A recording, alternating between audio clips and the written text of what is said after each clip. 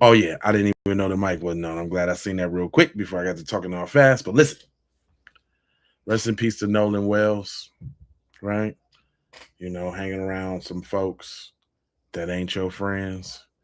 Unfortunately, there's another case just like Nolan Wells, and there's a person that is responsible as well too. He a teen. Man, let me just show y'all this video because this is insane. This is out of control. It's just crazy.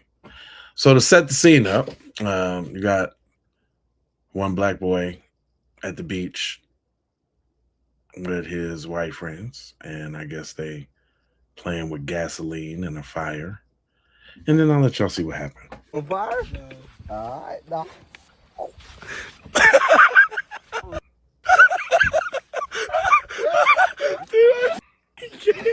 Nigga said, what'd he do? What'd he do? I'm sorry, Brady. I'm sorry, Brady. I'm sorry, Brady. I'm sorry. Oh my God. You want to be on fire? No. He wants to see some more. He wants the real C. He wants the real C. He wants the real C. Oh my God. Get in the lake, get in the lake, get in the lake, get in the lake, get in the lake, dude, get in the lake, get in the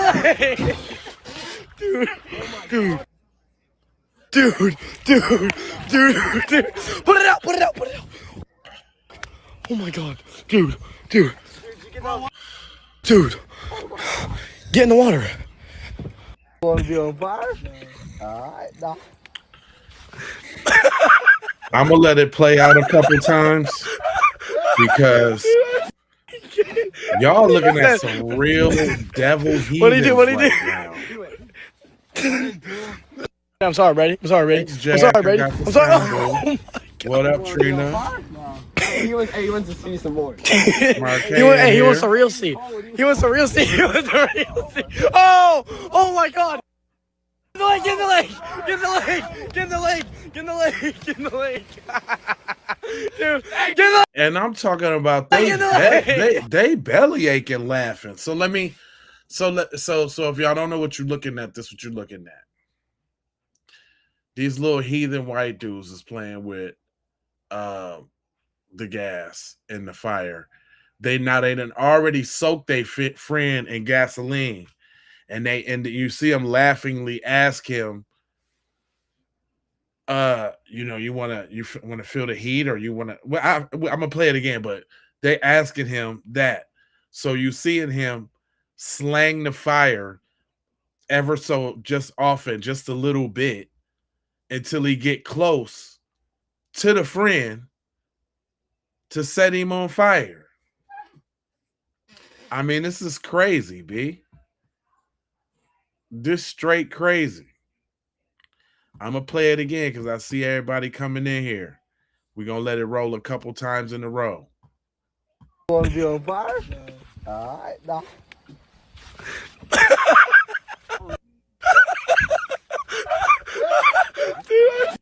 He said, what'd he do? What'd he do? I'm trying to figure out what's so darn funny. I mean, they laughing like, I mean, like, what kind of substances are they on? It's just so funny. You want to be on fire? No. All right, no. You want to be on fire? You want to be on fire? No. All right, no.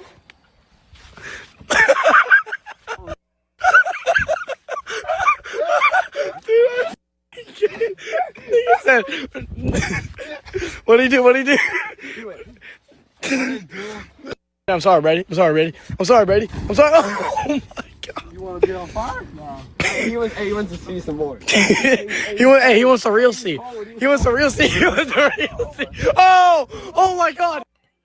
Man, that little act right there, just running that fire up to cuz like that. Ain't no prank in that. There's no prank in that.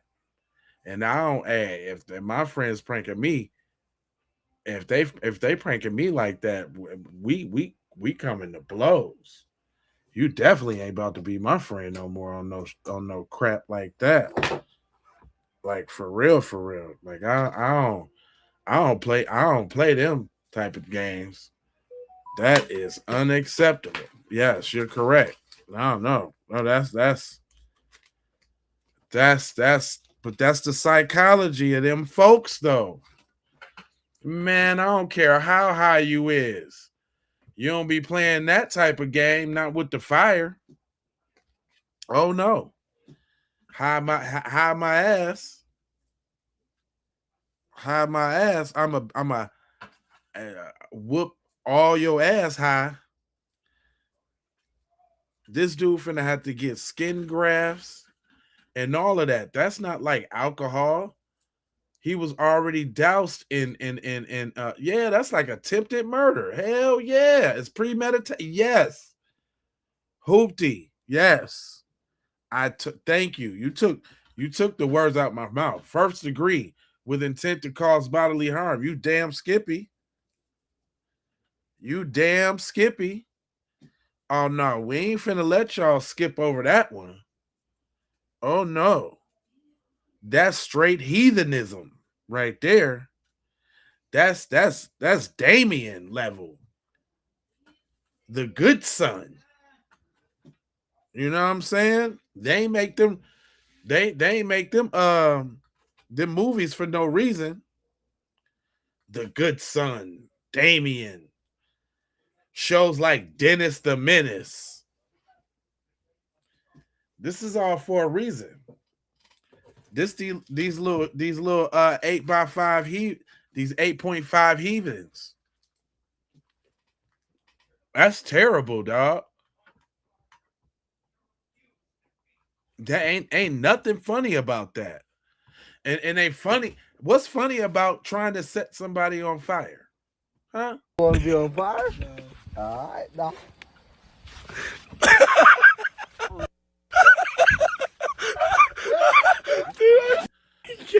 Real talk, John Roberts.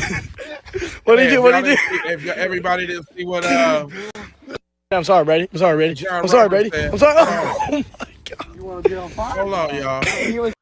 Just so y'all can see what John Roberts said. He said they made it a war crime to use flamethrowers in the war. That's how bad this is. Yes.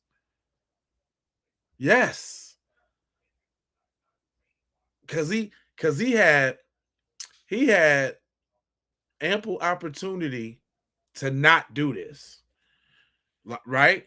The fire wasn't that big one. So first of all, he soaked him. Then they made the fire. Now he made the fire bigger. His friends away from the situation. He gonna throw the gas leading to him.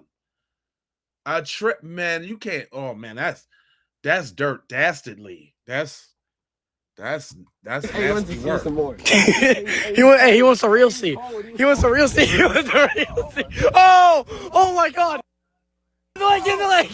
Get in the lake! Get in the lake! Get in the lake! Get in the lake!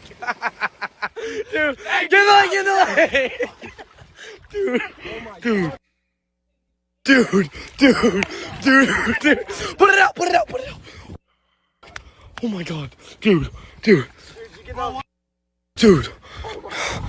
the water!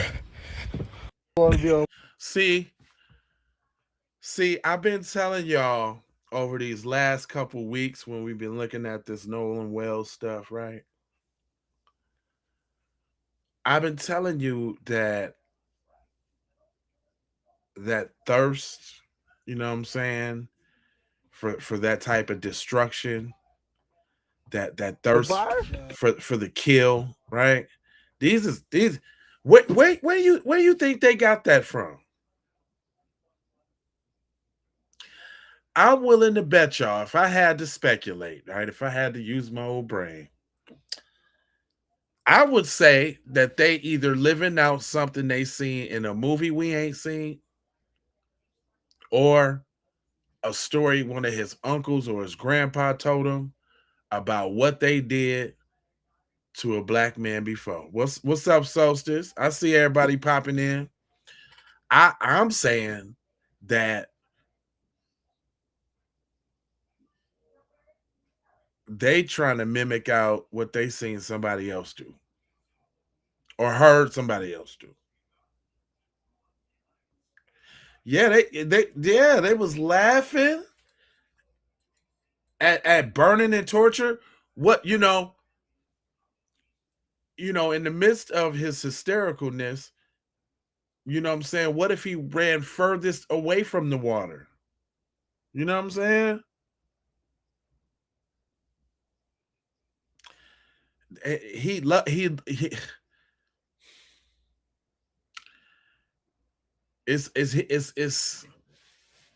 it's thankful that he ran towards the water because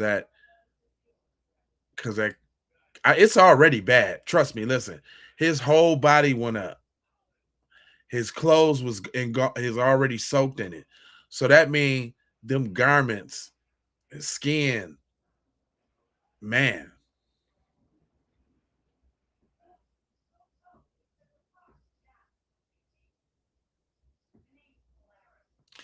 I would say so too. Money Mike. Yes, his friend was a black kid.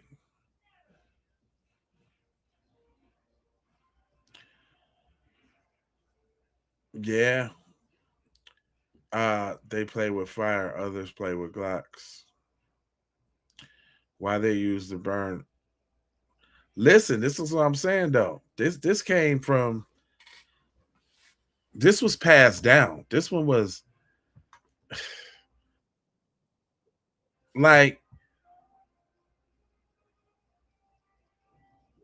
because it's either that or the risk of being with them type of dudes like that means that in whatever situation in which they can inflict harm on you, they're looking for a way to inflict harm on you in any situation.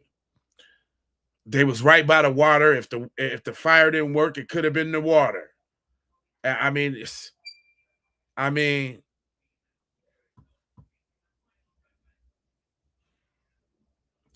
and John Roberts say passed down from who?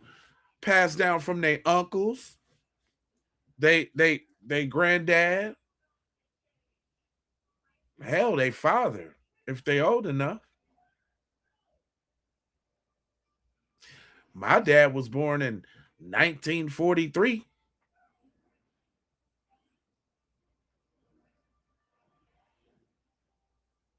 So it's still people around from back then. What you talking about?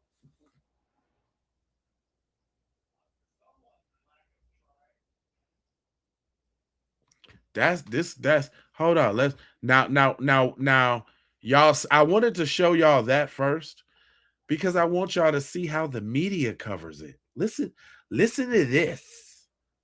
A teen in Marion County being lit on fire, and now one of his friends is facing serious charges. WESH Lindsay Sablon got the video. She's here in the studio with the details. Lindsay. Guys, I want to warn everyone because I know there are families who are watching at home. We are going to pause this video before that teen goes up in flames. Still, though, this is graphic. According to the Marion County Sheriff's report, 3 teens were hanging out on Kaufman's Island in early January. They were drinking around a bonfire. And in this first clip of the video, you can hear. Uh-oh, does that sound familiar? Right off the top, they were drinking. Does this sound familiar, guys?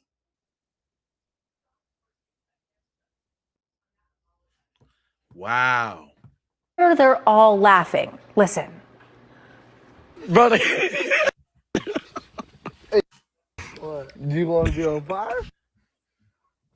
I know it was brief, but you heard that teen say, "You want to get lit on fire?" That continues for about another 10 seconds, and then this moment. I'm sorry. Oh my God. You want to get on fire? No. He wants to see some more. He wants a real seat. He wants a real seat. And you see there, we stop it right there. But you saw that suspect, who we are not naming because of his age, take that can of gas and then create a trail from the fire all the way to the victim. That victim was taken to Shands Children's Hospital and put in the ICU. I did call a mother today who said her son was there at the time. She did not want to talk to me, but said this was all a misunderstanding and that the suspect was not dousing the victim and that they're all friends.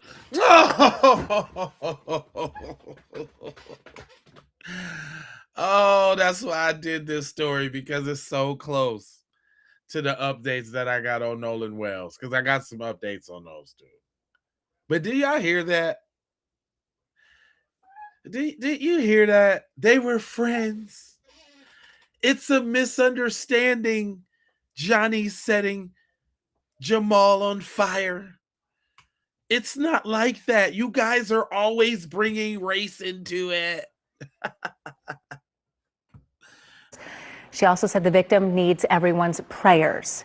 That suspect had turned himself in 5 days ago and now faces aggravated battery. Aggravated battery? That's all you get?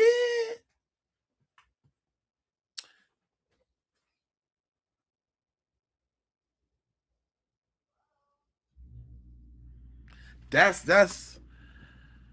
crazy right there. That's crazy.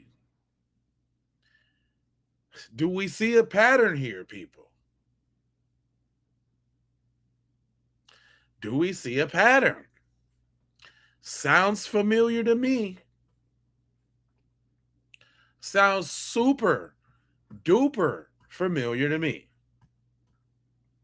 I just can't quite put my finger on it.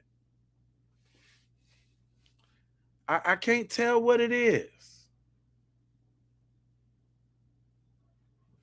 But today we're going to go to school. We're going to school. I can tell y'all what it is. I can tell you what it is. Oh, you want to know what it is? I'll tell you what it is. It's the psychology of racism and the psychology behind racism. Come on, bust it down, Tish. It's the same concept that's behind school bullies. A school bully bullies somebody so that nobody is focusing on them, so that all the attention goes on to someone else. Oh, look, this person is not as good as me. Same thing with racism. With racism, you're looking at an entire race of people, an entire group of people, and saying, I am superior to them. Not in any way that can be genetically proven, not in any way that can be proven in any other way. Just, I say it's so, I say they're a mongrel race, I say they're this or that or whatever. And therefore, it gives me the right to bully them, to take their property, to take their lives, to harass them, to mentally subject them to whatever the case may be.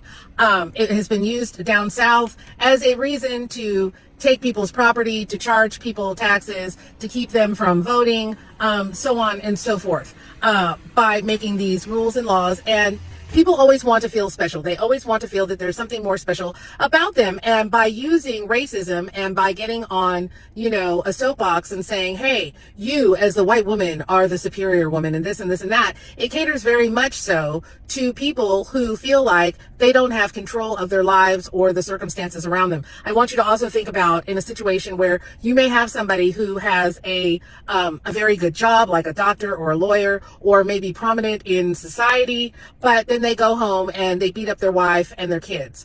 This is not because they have a bad wife, not because their kids did anything to deserve it, but because they have a feeling of inferiority. Lord, I can't speak today.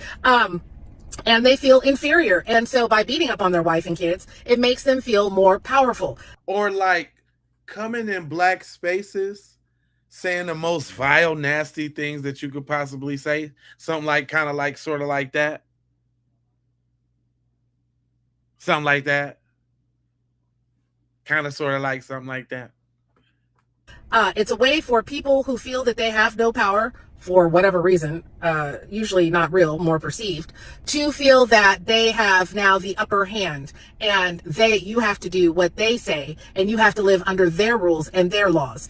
Like, sort of like, just get over it, guys. He drowned. He just drowned, guys. Trust the process, man. Let's wait for the investigation to come out. Man. How they do every time. You guys are race baiters, man. You guys are stoking division, man. The division is being stoked, bro. Like, what? Yeah, black space. I mean, guests are invited. You know what I'm saying? We let dummies talk in the chat because, you know, some of our people need shining examples of the idiocy that we encounter. Right? So, yeah. Let her keep cooking, because she is cooking with all type of grease. And so that is at the heart of racism. It's also, in my opinion, white people are very, very conscious of what black people have done and our power. And we as black people are not. And it's very important to them to make sure that we never, ever forget. Or let me put it this way. It's very important for them to make sure that we are never aware of who we are, the power that we hold as black people. Notice now, if we didn't have no power, us over here on this little bitty old podcast, you know, this little bitty old podcast on this little bitty old podcast, and we ain't had no power over here, they would not be over here in the chat trying to see what's going down.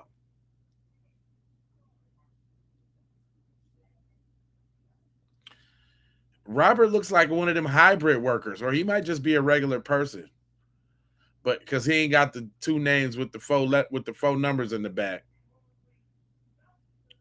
Oh, Michelle, or Michael is, though. Michael's a worker. Losing brain cells, peace. Now, he put that up there, but I bet we going to see him tap back in.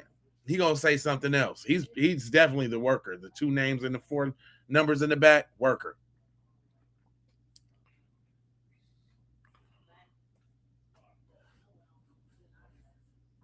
But let her finish cooking, because she is cooking. And by continuously putting us down, throwing barbs, throwing racial comments, saying, things like, have you ever wondered, like, why white people are obsessed, white women especially are obsessed with black people's hair? They're obsessed with black women's hair because it's so versatile. It can do so many things. It's so thick. It's so luxurious. And so what do they have to do? They have to say, look, my hair is superior to yours. Does that make sense?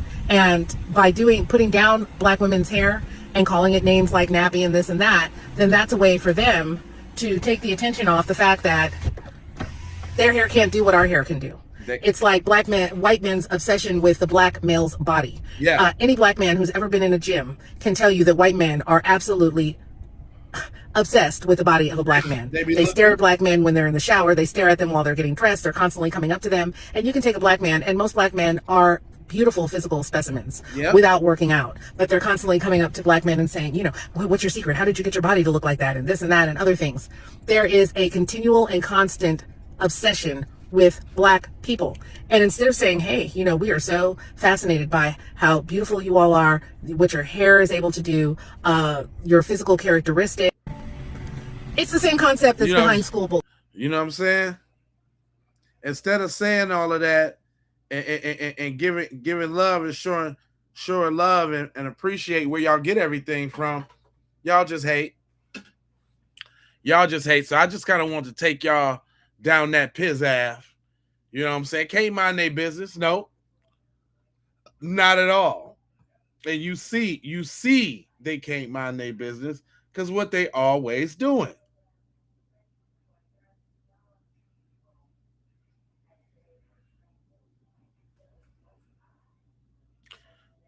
What they always doing.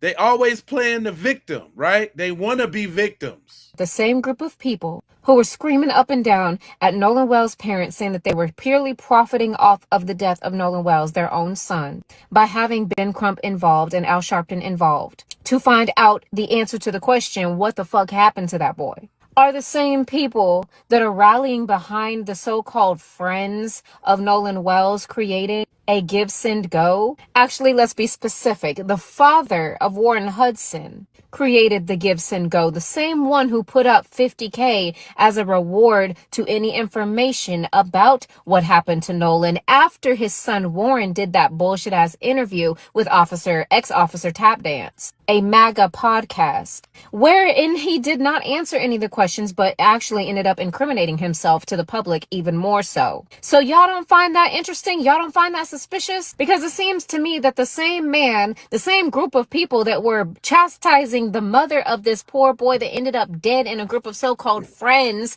for trying to gain and profit off of his death are the same people turning around and profiting off of Nolan's death. Putting up a $50K reward and then getting up a give, send, go that so that you can make that money back because you really don't care. You were only doing that to save face because you know damn well your son went up on that interview with Officer Kunas and made a complete fool of himself. So to try to clear your name, you said, hey, we're putting up 50K also because we also want answers. But hey, also let's make it about ourselves as we do in true narcissist form and say how we've had so much stress, so much trauma from the threats and the narrative being portrayed that we know or we have something to do with the...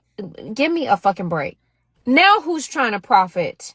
Because what kind of friend does that? What kind of friend is going to put up a give, send, go? Whose friend's father is going to say, hey, little boy of mine, I know your best friend, you call your best friend, just died, but let me put up a give, send, go for all the emotional stress that this is taking a toll on you because the public thinks you have something to do with it, given the fact that you can't give answers as to what the fuck happened to your so-called best friend. It screams guilty even more. It screams, I just put up that 50K to save face, but I want my motherfucking money back. It gives, I don't really give two shits about Nolan or what happened to him. It gives narcissism. It gives a pot calling the kettle black because y'all were just getting up on this internet talking about how, oh, the mom's just trying to turn this into a click circus. She's just trying to profit off of it. And now what y'all got to say about Nolan or Warren's father? Warren's father, Benjamin Hudson, making this GoFundMe, basically, a give, send, go for the friends of Nolan Wells because of the distress, emotional distress, because of some threats they've received. Baby, I get threats in my inbox every motherfucking day. The same group of people. Broke that down. Huh. What? What did she say? Was that the read or the read? I think that was the red on the read. Did y'all know said give, send, go is up to like $63,000? So Brandon Hudson, Warren Hudson's father, has now raised over $63,000 for Nolan Wells' alleged friends. The boys are receiving harassment, threats, defamation. Why? Because race baiters sent deranged army after them. That's why they couldn't attend Nolan's funeral. He said Attorney Ben Crump is the reason why. They're going to fight individuals who are naming them and spreading alleged misinformation, edited clips, edited audio, speculation. Why do I get the feeling that Jeanette Brantley is going to be one of those people they try to sue? I'm going to make this very clear. White folks, we can't be racist towards y'all. Racism is a system that y'all created to keep every other race down, especially black people. It does not reverse. Don't get mad because your feelings get hurt for something you created. Second, I never once heard Ben Crump attack those kids. I've heard him say, if you know something, say something, that things aren't adding up. And let's just say these kids are innocent. The track record is not adding up. If I was Nolan Wells' friend, first off, I wouldn't shut down my social media. Right. Second of all, I wouldn't have lured up and went directly to the police. Right. I would have took my ass to Nolan's parent. Right. On top of that, if Nolan Wells' father came for that phone and his keys,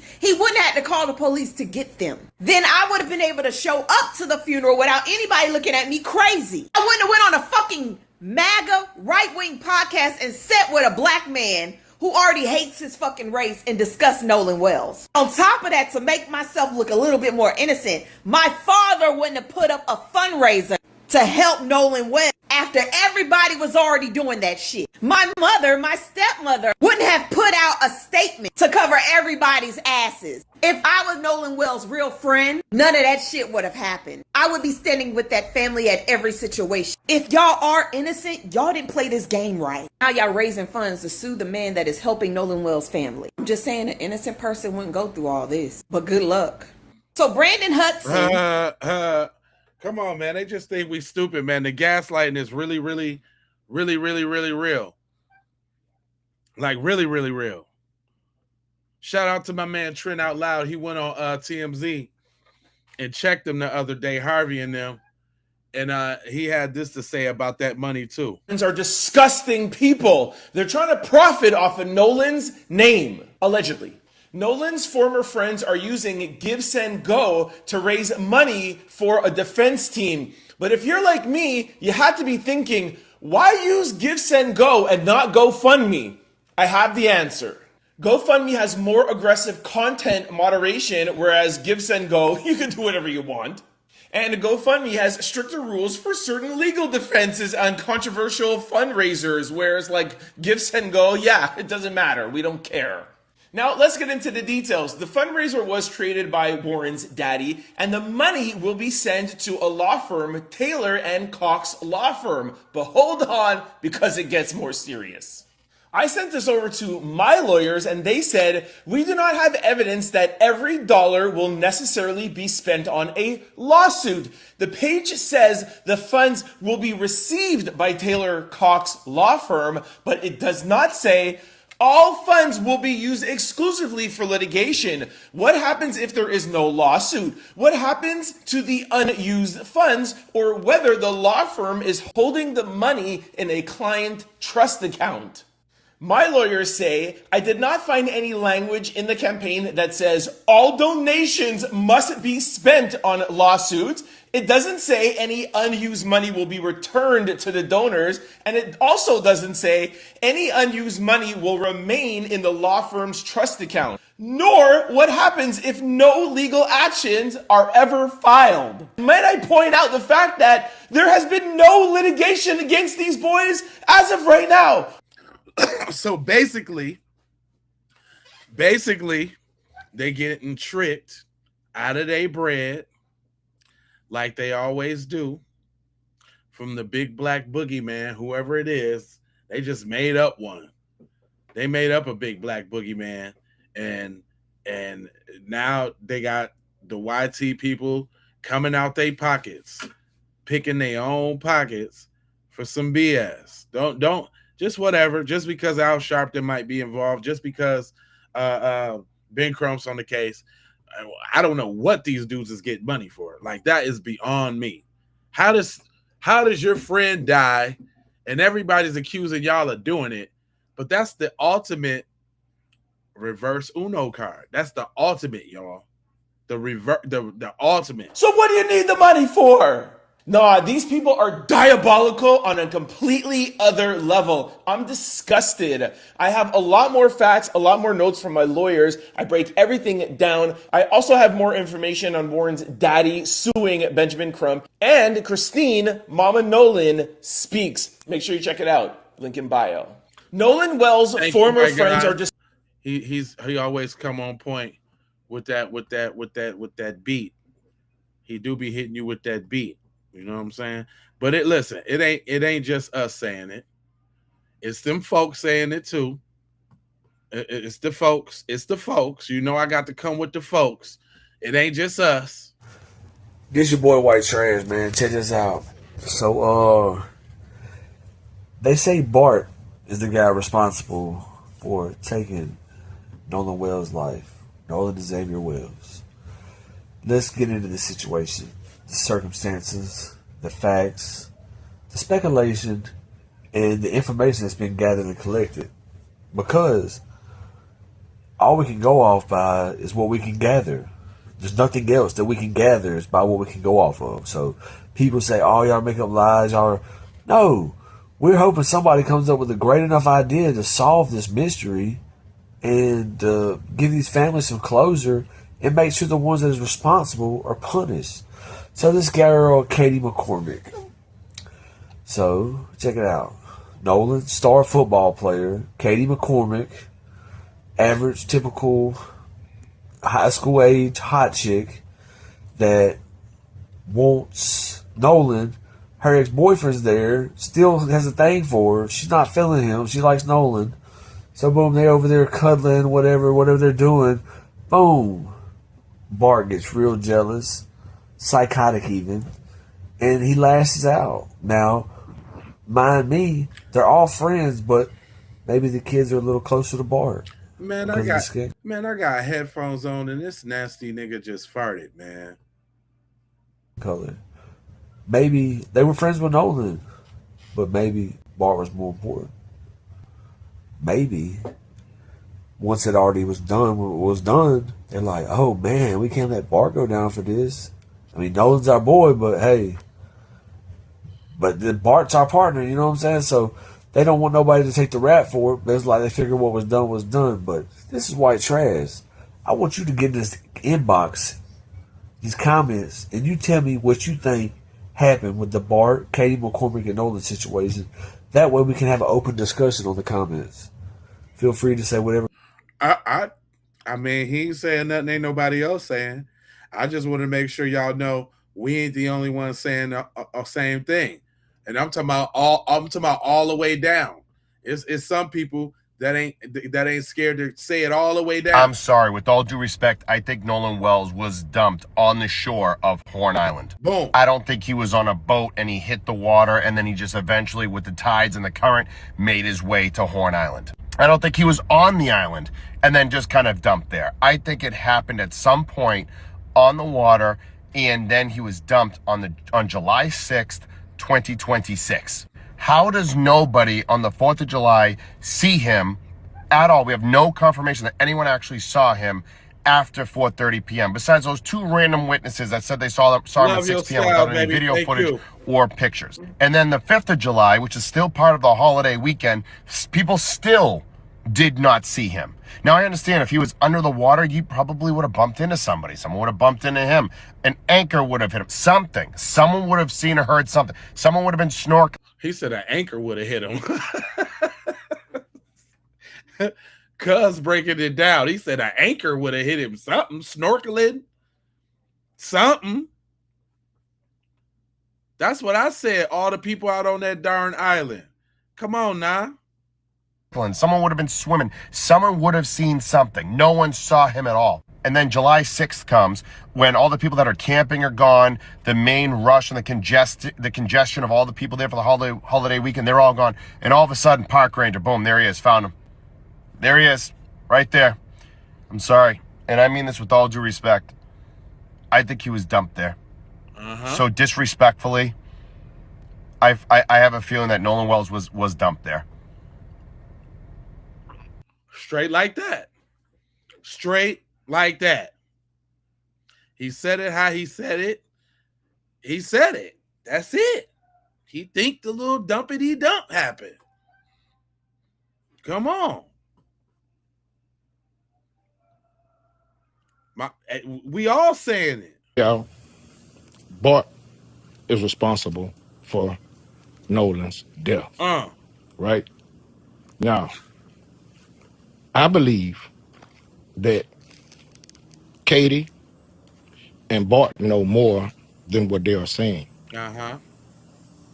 I believe that Bart was jealous of Nolan. When he saw Katie entertaining Nolan, I think that shit kind of struck a nerve. And I think that Bart choked Nolan. He choked Nolan. He got on that boat. He let his emotions get the best of him. He didn't know his own strength because he's a strong fella. He has a promising NFL football career. Okay. And this is why that community wanted to protect him. Right? But now, they're all scared. They're scared that if he goes down, he's going to take their kids down with him. And if they withheld information about what happened, they should go down with him. But again, this is all allegedly. I believe that Bart is the one responsible for Nolan's death. And Katie knows more than what she's saying. Those parents know more than what they are saying. Right.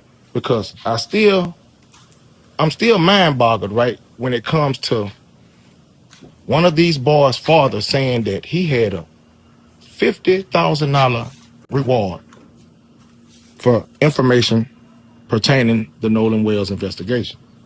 Now, if it was accidental drowning, why would you be putting up money? Nah, that's bullshit. But again, I believe that Bart and Katie know more than what they are saying, and they need to be investigate it a little more. Maybe take them down and question them again. Man, that's what I'm saying. This whole little thing ain't real because they ain't did none of the real police stuff. They supposed to have all of them dudes up in there with the one light in the middle, interrogation, cuffed to the table for hours, sweating and all that, which is what they would do if Nolan was Natalie. If Nolan was Natalie, boy, they would have invented a new internet mechanism to find white girls named the Natalie something.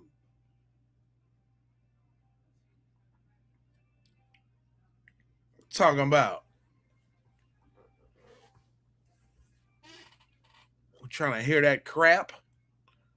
But let's rock it to the queen because she said we just got hit with the Uno reverse card in the Nolan Wells case. Hello, everyone. I'm Dr. Hold up.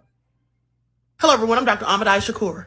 And so let's talk about a plot twist and a reverse Uno card being dropped on the table. Let's get into it. Now, I find it absolutely egregious and quite frankly nefarious that Dr. Benjamin Hudson, Warren's father, has put out a Give, Send, Go fundraiser account, okay, asking for money for the friends of Nolan Wells. First of all, they were never his friends, okay, as far as I'm concerned. They were frenemies, if anything. But the audacity of them to be using Nolan's name, trying to profit and cash in and grift off of his demise, it is so disrespectful, and especially after the things that people like Warren and Trayston Shepard have said about the mother. Okay, please make it all make sense. But then you have people, the Confederates, out here going in on Mrs. Wansley, okay, and her husband, saying that they're grifting, you know, trying to say that they're just doing this all for money and just all these hateful things they've been saying. Well, this woman is still clearly grieving, but they don't have a problem with this. See how they have completely flipped the script, how they've completely changed the narrative, and now they want to make the people who left Nolan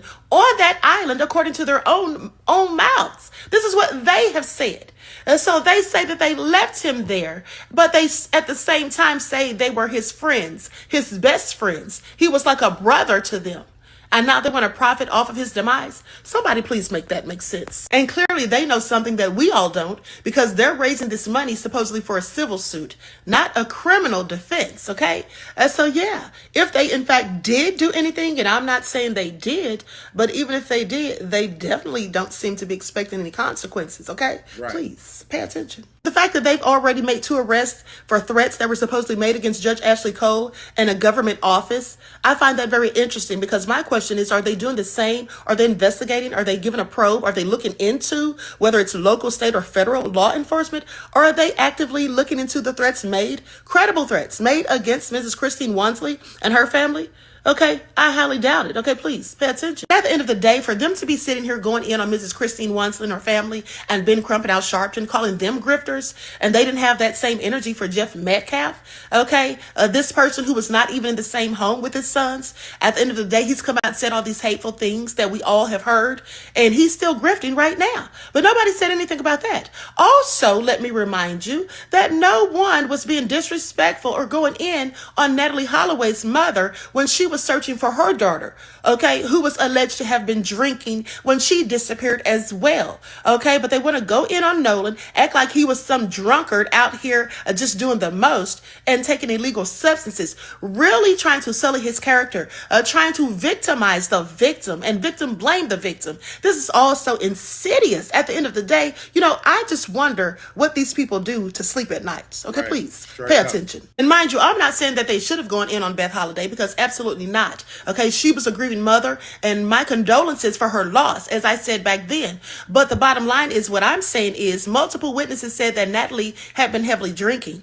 Okay, the bottom line is, they say the same thing about Nolan, and so people want to use that to just drag him for filth and just go in on his parents and act as though he doesn't deserve justice because of that. Okay, it's just low down and nefarious. And these people, you know, they just don't care. But they want to say that people who look like me are the ones making it about race. race when everything that the Confederates do is always about race. Okay, please pay attention. Right. Then tap dancing Tatum is out here helping them to paint this fictitious narrative, okay, acting like he knows so much about Nolan, acting as though he has some credible evidence and proof that things are going to come back a way that we don't expect to see. But the bottom line is he doesn't know any more than we do as it pertains to what's going on. Always acting like he has some secret insider information. Okay, please pay attention. He's also been exposed for lying, acting as though there's so much bad reception out there that no one could have good reception on their phone, that no one could be uploading pictures or anything, and that's the excuse for why Nolan's phone had nothing in it. Right. Well,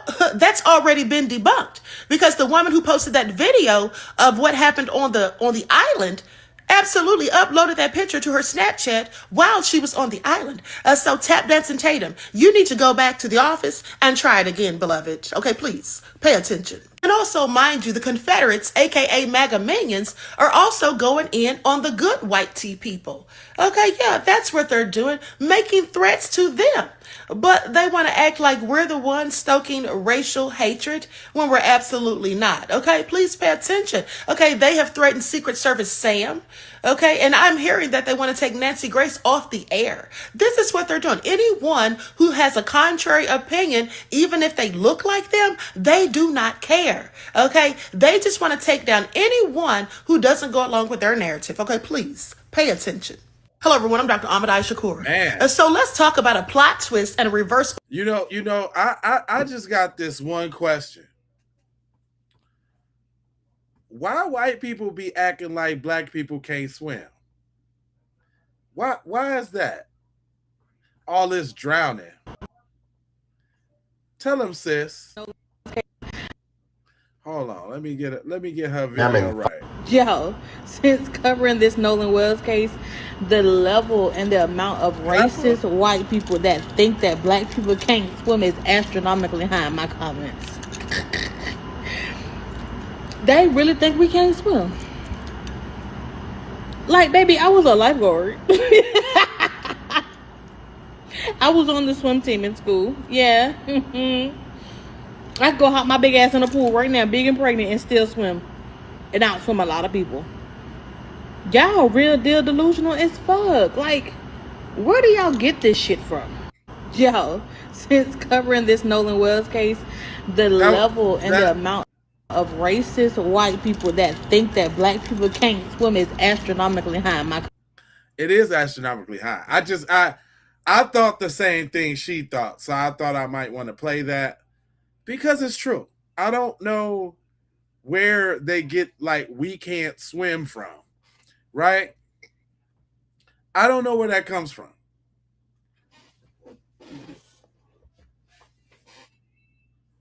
Yeah, I can swim, but I can't swim miles either, for sure. And I'm sure Nolan wasn't trying to swim no miles either. Who would be? Except for a person who does try out the lines, who wants to swim miles. But anyway, there's a level of something that we're dealing with when we talk about them folks. And my sister broke it down as the Dixie Mafia. I don't know if y'all know nothing about that, but she broke that down. Now, if you remember my video from the other day where I picked up on a piece of apparently text or email that Secret Service Sam got that speaking about the Dixie Mafia possibly being involved in Nolan Wells's murder. So we're going to talk without further delay about the Dixie Mafia. Now, here it says the Dixie Mafia was, but apparently might be, is a loose network of traveling criminals based primarily in Biloxi, Mississippi that operated across the southern United States from the 1960s through the 1980s. But it is rumored, of course, that they are very much still alive and well. Unlike traditional structured crime families, it was a fluid confederation of transient crooks, burglars, and killers rather than a formal hierarchy. But what we are led to believe is that it is a modern day, well-run, very organized hierarchy of people with power, political power, and influence. Okay? Criminal operations, core crimes, specialized in lucrative burglaries, armed robberies, extortion, fencing stolen goods across state lines from Georgia to Oklahoma. Expansion. Later moved into illegal drug trafficking, marijuana, methamphetamine, moonshine gambling, and contract killings. operation style, relied heavily on local corruption, exploiting areas where local law enforcement was weak, absent, or easily bribed. Key figures: Kirksey McCord Nix, a charismatic leader and career criminal who continued to run scams and order hits from inside prison at Angola, the farm, including the notorious 1987 murders of Biloxi judge Vincent Sherry and his wife Margaret. Billy Sunday Burt, a violent Georgia-based hitman linked to numerous contract murders during the group's peak in the 1970s. Pete Hallett, a Biloxi attorney and former associate of Nix, who was later elected mayor before being convicted for his role in the Sherry murders. And Mike Gillich, a prominent Biloxi figure with ties to local vice and illegal enterprises, who acted as a fixer and local node for the network. Decline and fall, federal crackdown, law enforcement pressure, multi-agency task force, and extended FBI investigations in the 1980s and 1990s dismantled much of the network. Major convictions, high-profile trials specifically regarding the Sherry family assassination led to life sentences and long-term racketeering convictions for key leadership, ending the organized era of the original Dixie Mafia. Okay, so I am going to play a little clip for you that Secret Service Sam received from an individual, don't know who it is, and he's talking about, he has key information that he wants to share about the Dixie Mafia, but I think once you hear this clip, you're going to see that it looks like maybe he could have gotten it all off of Google. You know, I don't know if he does have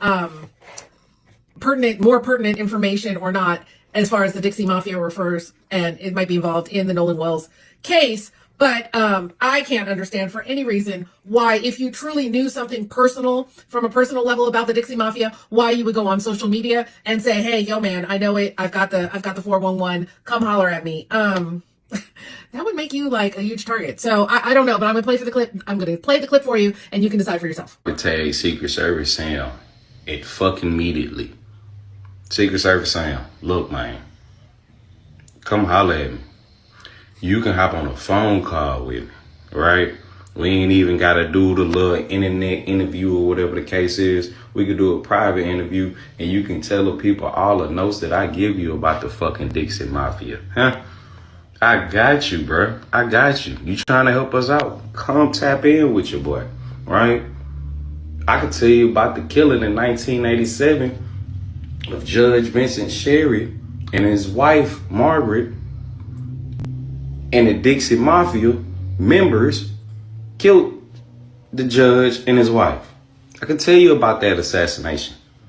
I can give you some facts, bro. Or how Judge Vincent Sherry was also part of the Lonely Heart scam that the Dixie Mafia was running. I can give you some game. Or matter of fact, Secret Service Sam, I can tell you this. Mike Gillich, his nephew. Now, Mike Gillich is part of the Dixie Mafia. His fucking nephew became a fucking mayor of Biloxi. I can tell you all about the corruption and the racism on the coast of Mississippi, Secret Service Sam. Come holler at your boy. At ease. Now, if you remember my video from the other day where I picked up on a piece of apparently text or email that Secret Service Sam got that speaking about the Dixie Mafia possibly being involved in Nolan Wells's murder. Yeah. Not only that, though, she's not the only one that's talking about that. The brothers is hip to it too as well. Straight up. I think we're just tired. We're tired of being gaslit. I'm sick and tired of it, and so is everybody else.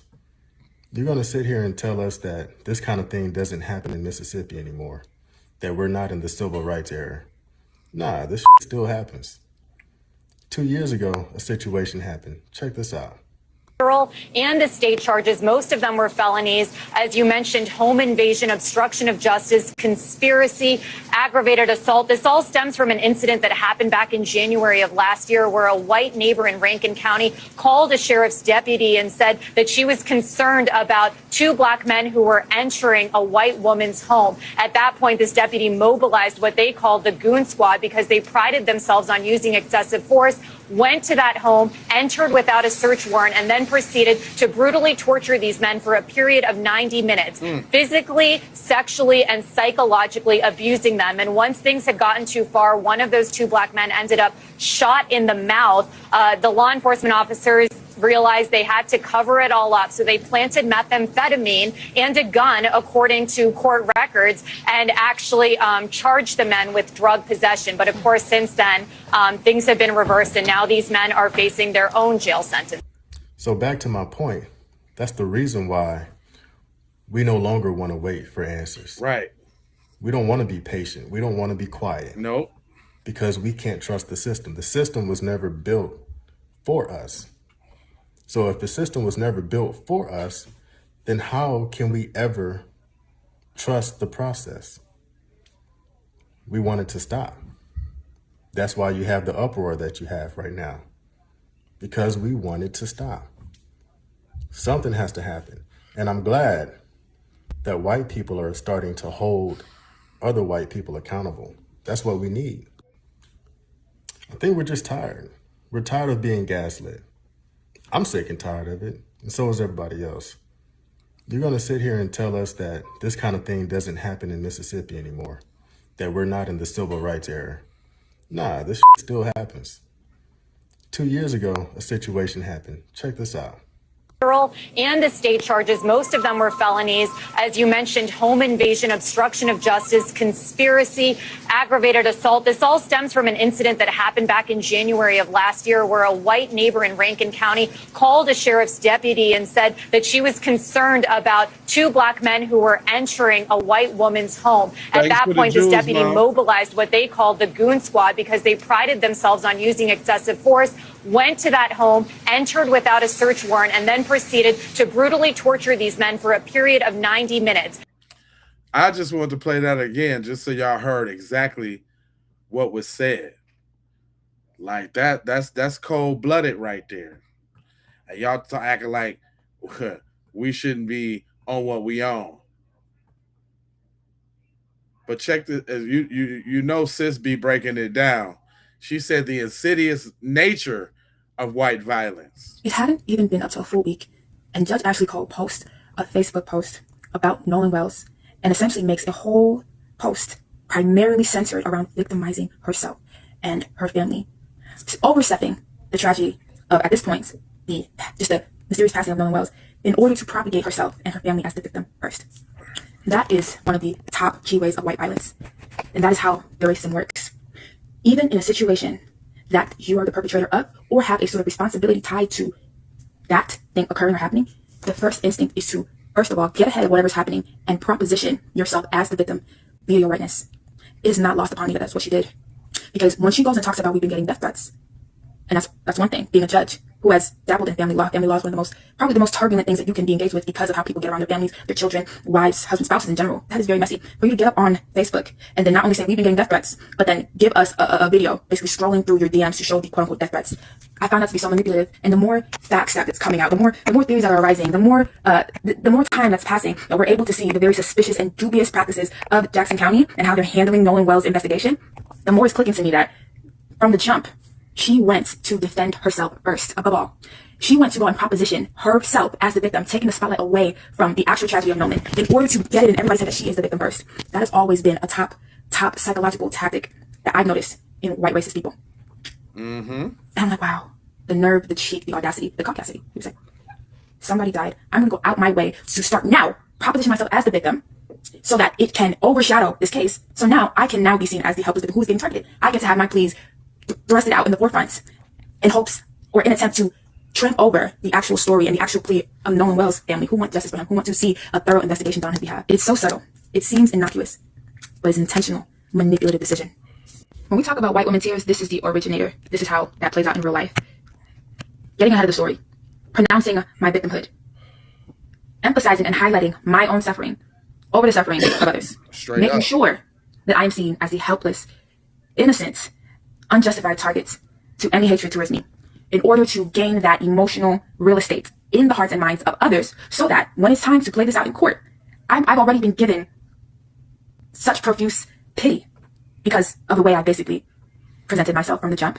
Right. that it can possibly sway how this trial, if there is a trial, gets seen, and how I am now seen, how me and my family are now seen and perceived by our community and society at large. It's especially even more disturbing when you see the father now saying that he's going to sue Ben Crump for making his family a target. And I think that's when it clicked for me. Oh, that was what you wanted to do from the jump. You wanted to get ahead of the story, first with Judge Ashley Cole portraying herself as the ultimate victim, trying to garner sympathy from the jump, showing off death threats. I've never seen anyone do that. Everyone says I have death threats. No one goes out their way as if this is your first setback. No one should get death threats. But as if this was the time to do that, at a time when somebody lost their son, actually, and you're just getting threats. They wanted to have it be the race card. They wanted them, the other side of the family, to be able to play that card so that they can now turn this pursuit for just justice, this pursuit for the truth about what happened to Nolan Wells into woe is me, I'm being targeted because I'm white. Wow. I'm not shocked. This is the play. It's always been the play. But I'm just telling people right now, what they want to do is basically poison the well. They want to cause so much confusion and deflect from the main crux, the main point of all this, was to find out the truth about what happened to Nolan Wells, so that by the time a trial comes, there's so much reasonable doubt, they get off on a technicality. And then they can now show that they have intentional paper trail documentation. A lot of times they've been targeted and they've been threatened. And now this trial is overshadowed by, according to them, the ruining of their lives, the targeting and the threatening of their lives. And that's how they're going to spin it in order for the eyes to not be solely focused on Nolan Wells and what happened to him, but more so too busy wrapped up in basically having to ameliorate the hurt feelings of these white families who happen to be getting, the brunt of public scrutiny because of their suspicious seeming involvement of the mysterious passing of Nolan Wells. That was an immaculate breakdown. I think the sister is very, very smart. I think that she can actually foresee said tactic, and I think she is right on point. She's right on point. Now, I wanted to get to real quick. We hear from everybody else, but I think it's good that we hear from the lawyer himself, because he knows how to speak and he knows how to talk about the case. And shout out to Dialogue. He's going to spit the interview all the way through. And so we get to hear from the lawyer, from the lawyer's mouth, what up. You know what I'm saying? I think this is very important. Again, shout out to Dialogue. Go follow and subscribe to them. The Art of Dialogue. There was a young lady named Katie who said that, she was talking to Nolan, but then he got back on the boat with the people he came with, or got back on the boat with the boys. And the boys who were on the boat with him said, Nolan said he was going to stay behind with Katie, and that he was not going to go back with them. One of the things that has been bewildering is the fact that if he says he's going to stay behind, why doesn't an 18-year-old get their cell phone? If they're not going to go with the boat, why would they leave it with them? His mother, called his phone 3 times, got no answer after they started getting concerned. And it was when they did the Life 360, trying to say, find my phone, is when she found out that the phone were with the friends. And so her friend went to get the phone. And when they got the phone back, they discovered that there were a lot of Snapchat messages that were deleted. They also found that there were some texts deleted. So that was very concerning to them as they're trying to figure out, what happened to my child? Our child is dead and we have no answers. Nobody's telling us anything. And so it became just an incredibly painful ordeal for them, trying to find out what happened to Nolan Wells. And then America became engaged in this matter because it wasn't adding up to anybody. He says, I'm going to stay behind, but he leaves his cell phone. He doesn't have his car keys. Well, if he stands behind and you don't have any of that information, people are saying, did he stay behind? And so that becomes a question. Obviously there's this CETO audio that comes out that people have did forensic audio engineering on it to try to see what was being said on the audio recording of the CETO counter 911 type call. And it's in that call that people say they hear certain things. We have retained audio engineering experts to be able to decipher and to render expert opinions on the validity of the CETO 911 audio that seems to suggest things about the presence of Nolan. And listen, man, I said it ever since we heard that audio.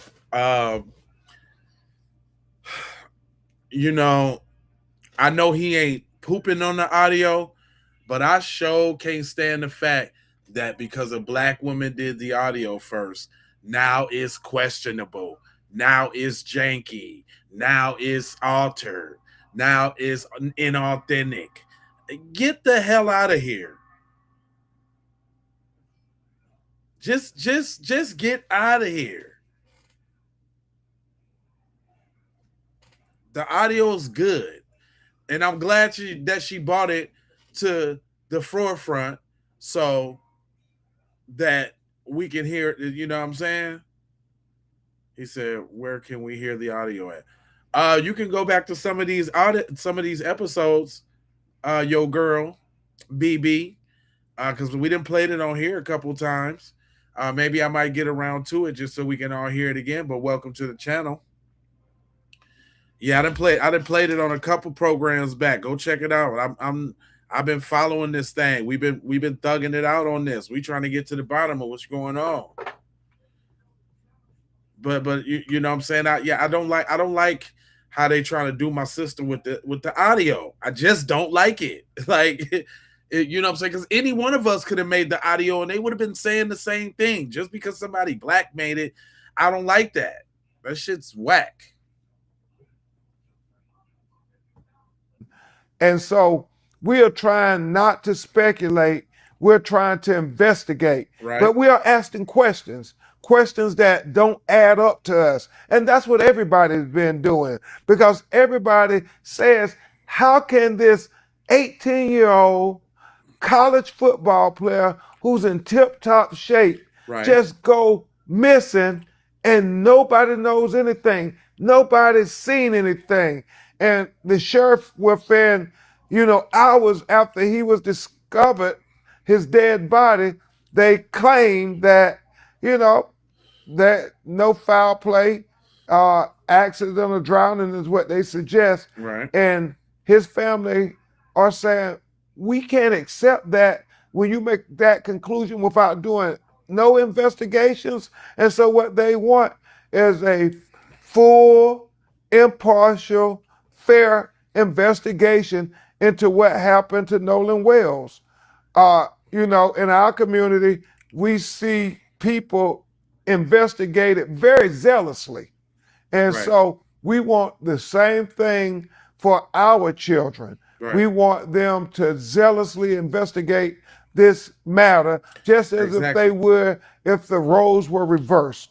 And that's what I think has people in the minority community. Yeah, like I say, if Nolan was Natalie, we see a whole different thing going on. Community saying, hold on, we want to know what's on everybody's phone. We want to know social media, because all of that could become very relevant information as to what happened to Nolan Wells. He's Correct doing it me with if the I'm art of wrong, dialogue. But the woman that Nolan was hanging out with when he was at the island, Katie, her sister, Gracie, came out and said that Nolan intended to go back to the mainland with his friends, right? Yeah, there seems to be a conflict in what they're saying. They said he stayed with the young lady. The young lady said, no, he got back on the boat. And so, that seems to be one of the biggest issues that everybody is trying to figure out, as well as the independent autopsy where he had red discoloration at the back of his brain that was found in the second autopsy, and also the fact that the initial state medical examiner kept possession of Nolan Wells' throat. And we don't know why they did that. Our pathologist, Dr. Roger Mitchell, said when he was the chief medical examiner for the city of Washington, D.C., that they normally would do that it wasn't uncommon if they suspected that there might be some fracture or some compressions to the throat. So after y'all did the autopsy, from what you know, what do you believe that was on the back of his neck? We can't speculate. We know that we think Dr. Roger Mitchell should have the benefit of looking at all the autopsy notes and observations and photographs from the first autopsy, and then have, the state medical examiner be able to look at all of his notes from the second autopsy and try to work together to figure out what conclusions that they can draw from the autopsies, both of them. And then also waiting for toxicology. That becomes a factor in finding out the manner and cause of death.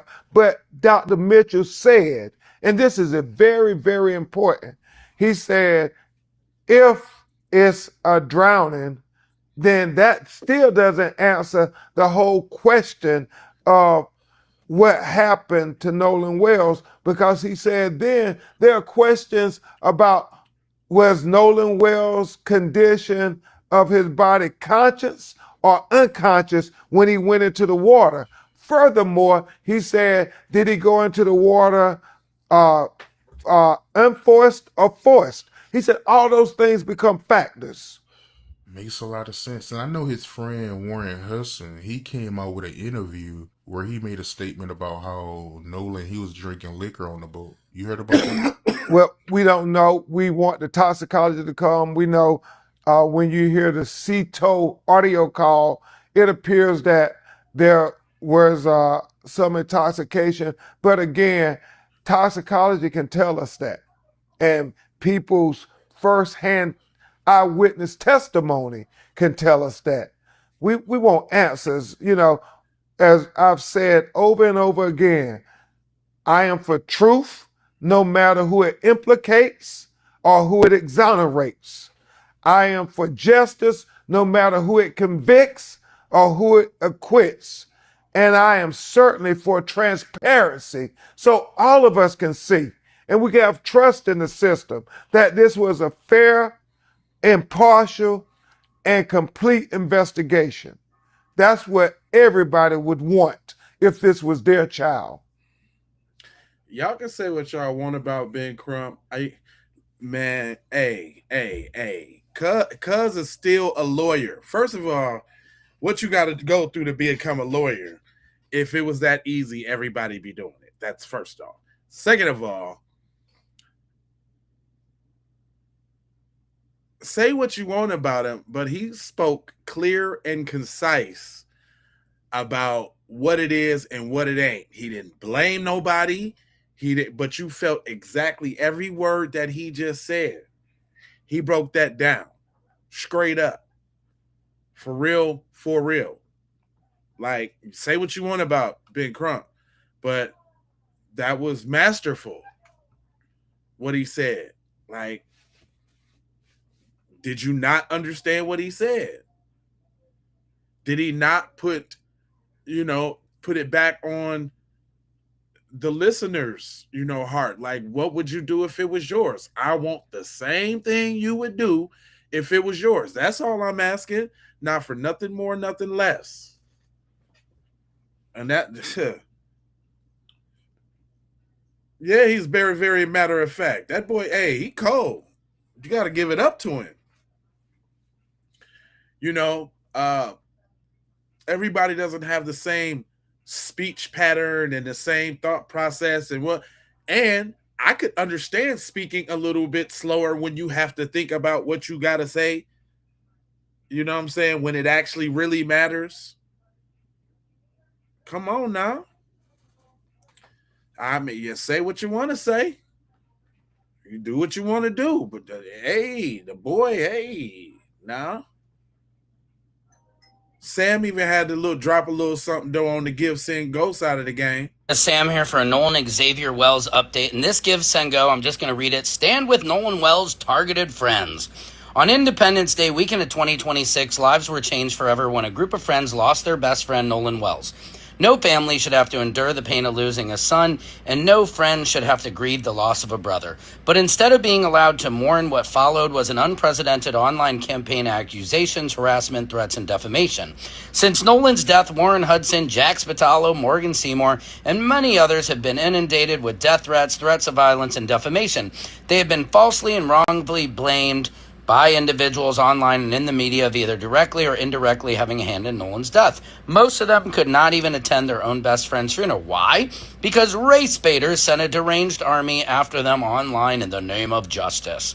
Since the beginning of the investigation, these young men have cooperated with authorities, turned over all information they had, and provided an overwhelming number of witnesses accounting for their whereabouts. Some of them even resorted to speaking up publicly to defend themselves against baseless allegations.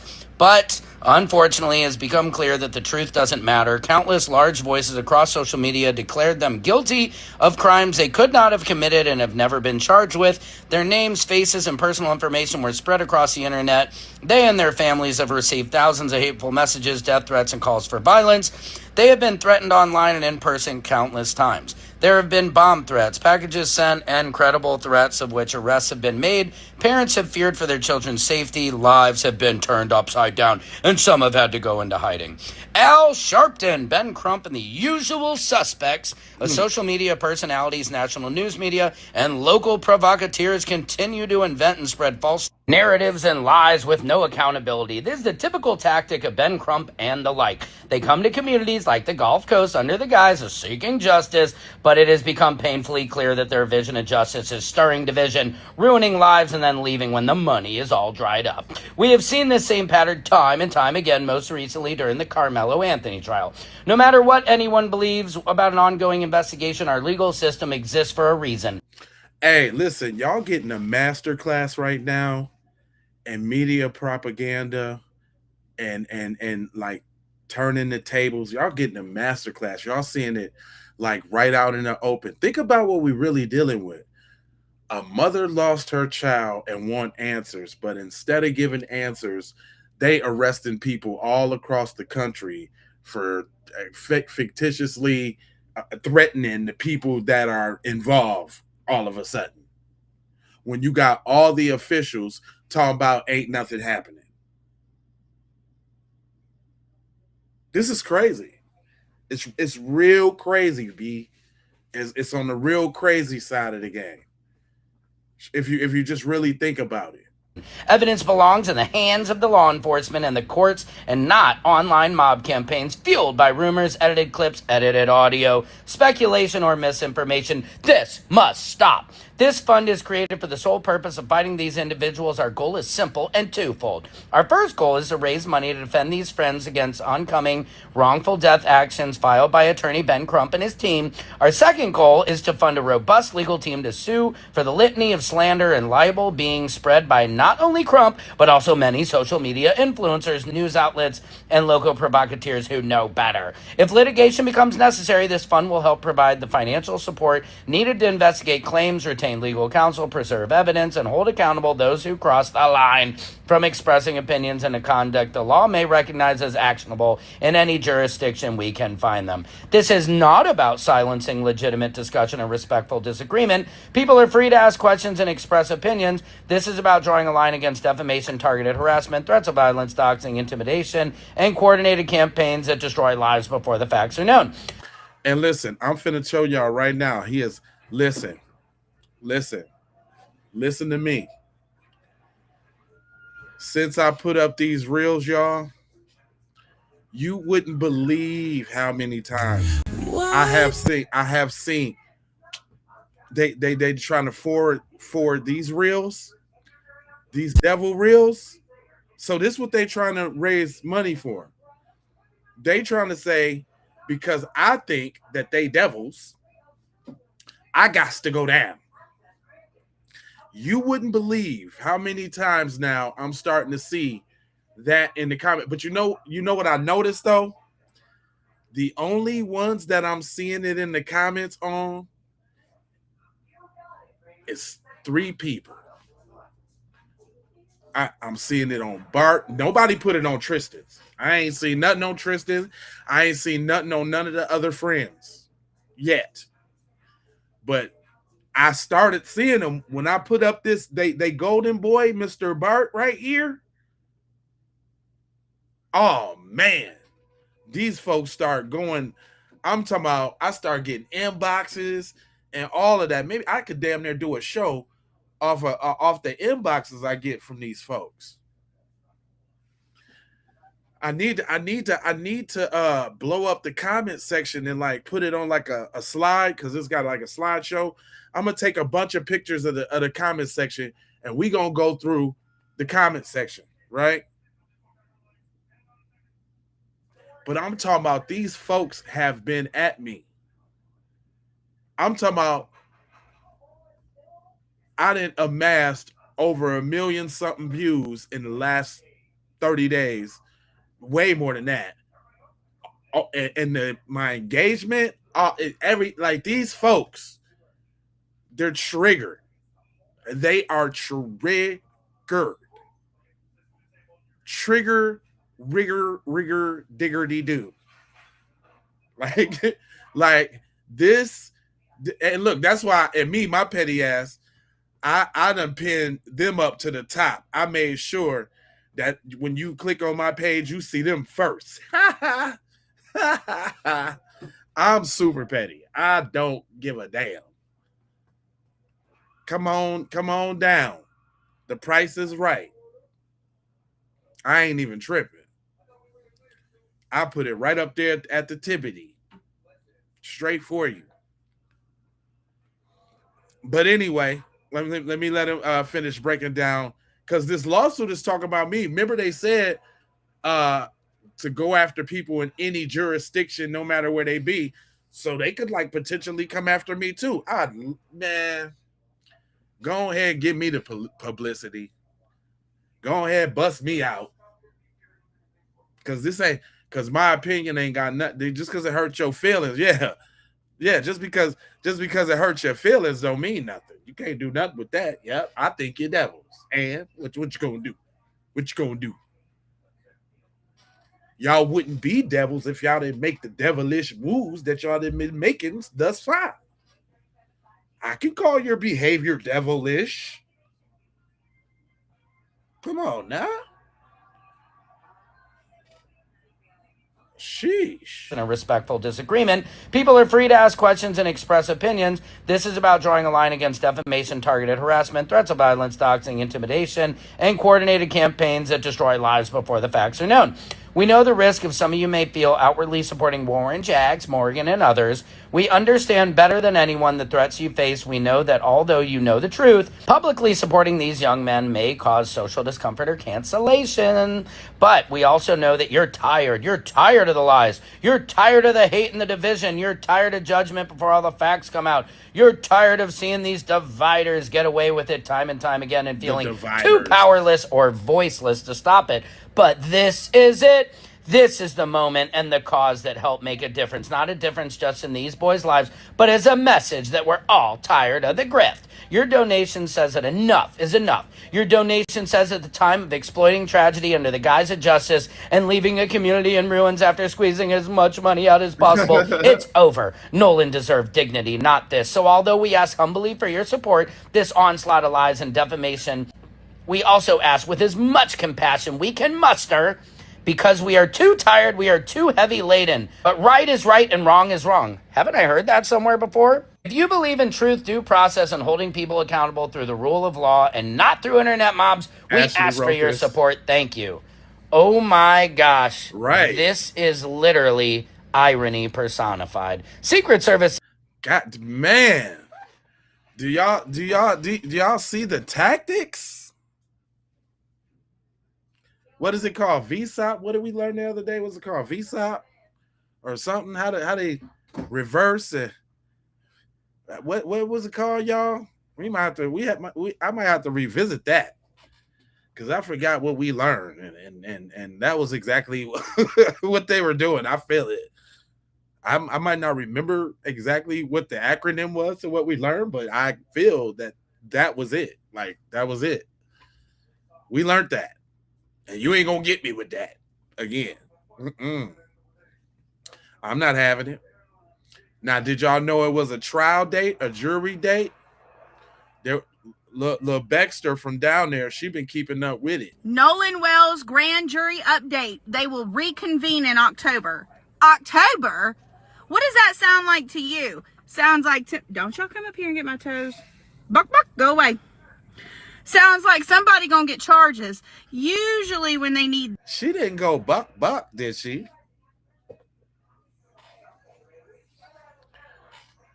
Did she go buck, buck? Is she buck chicken heads? Charges. Usually when they need that much time, it's because they got enough significant evidence that they really want to get things right. Am I wrong? I think I'm right on that. Hold on. Google's my best friend. Let me go look it up. Look at that pretty baby. Oh, wow. If you bite my toe. Hey, pretty boy. Hey. Anyways, so basically, in my opinion, some of these boys about to go down for some stuff that everybody thinks that they didn't do.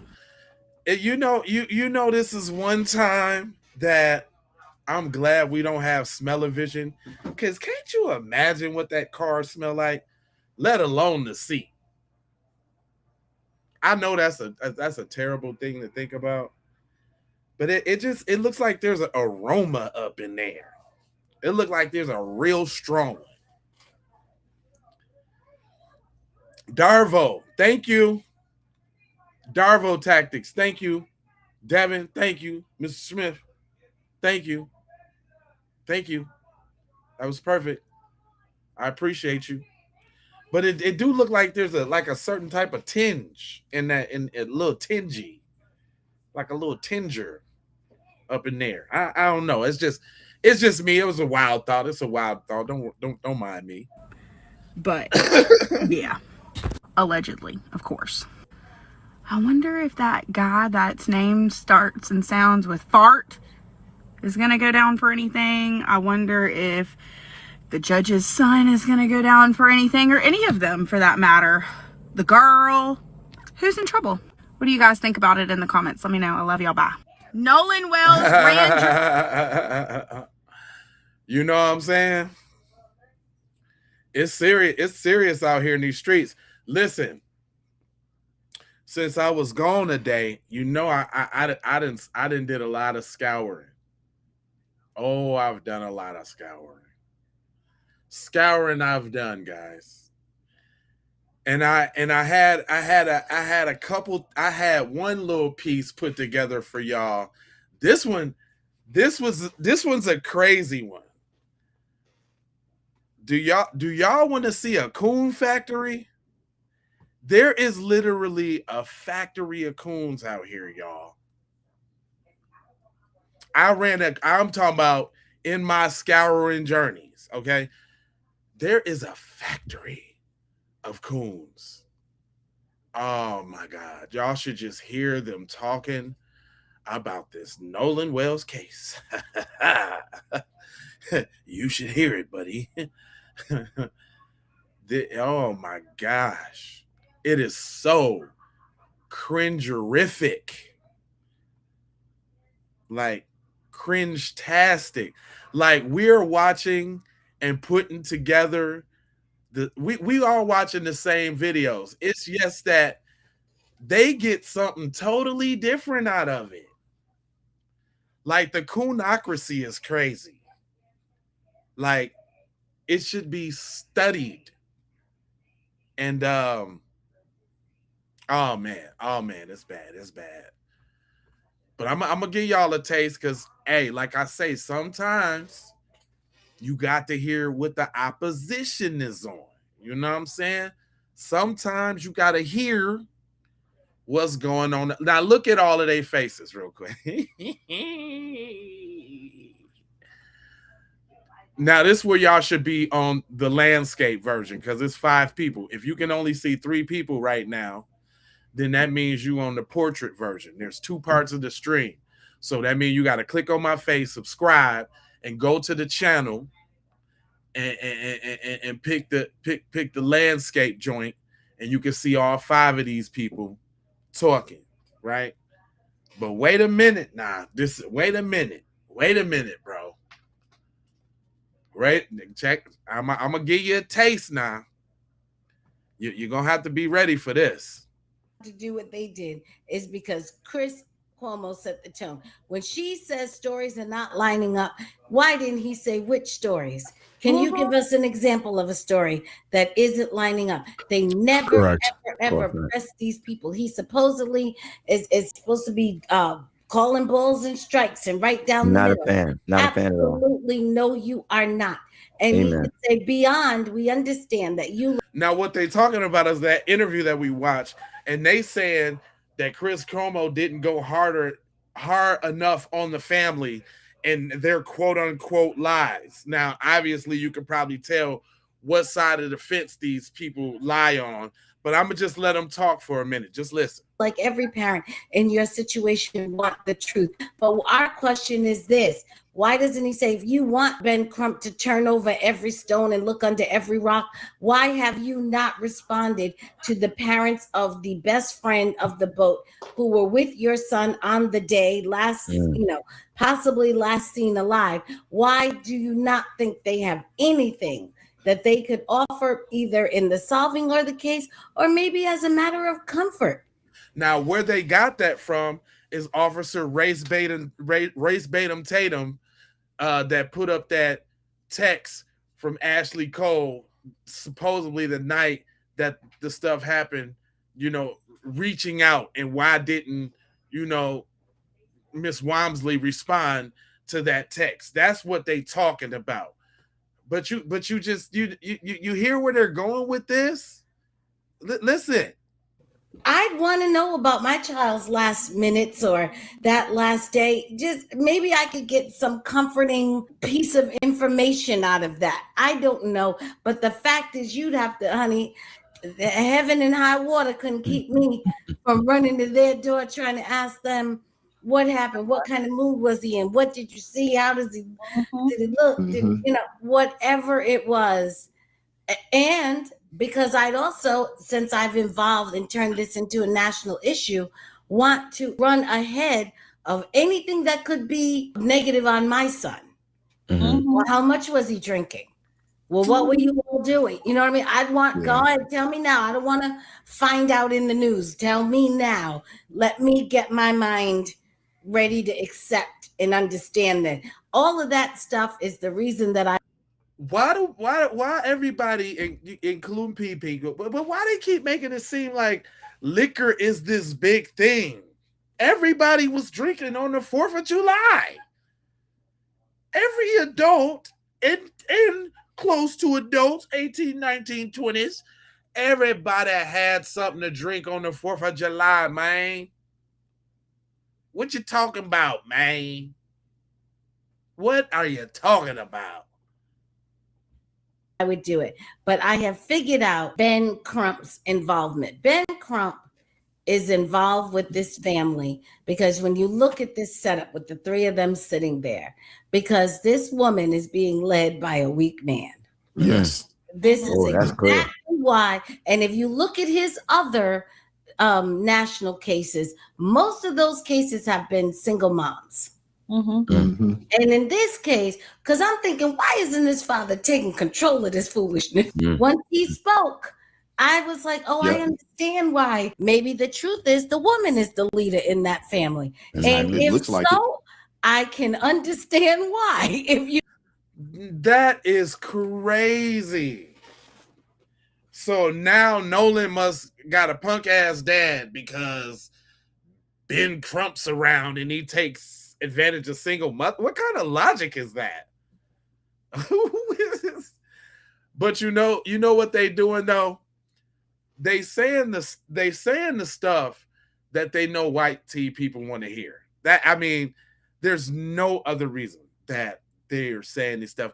And the thing is they get so good at it that they can talk it out first mind without even thinking like the real way.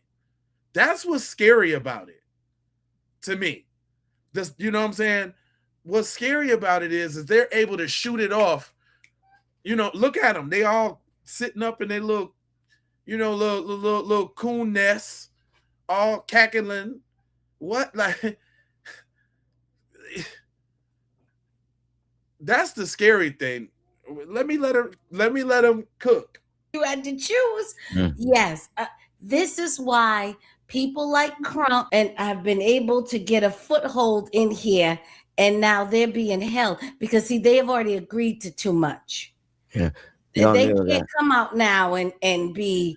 They got to stay with the program. And it's not lost on me. Her name is Celeste Duffy, and that sounds super tetheristic to me. I'm smelling all type of clay cookies, dirt cookies, all type of Caribbean Bibian, all type of Bibian. It's not lost on me. Celeste, what I say her name was? Celeste Duffy. Oh, all type of Ribian Von Bibian, all type of it. What is she talking about?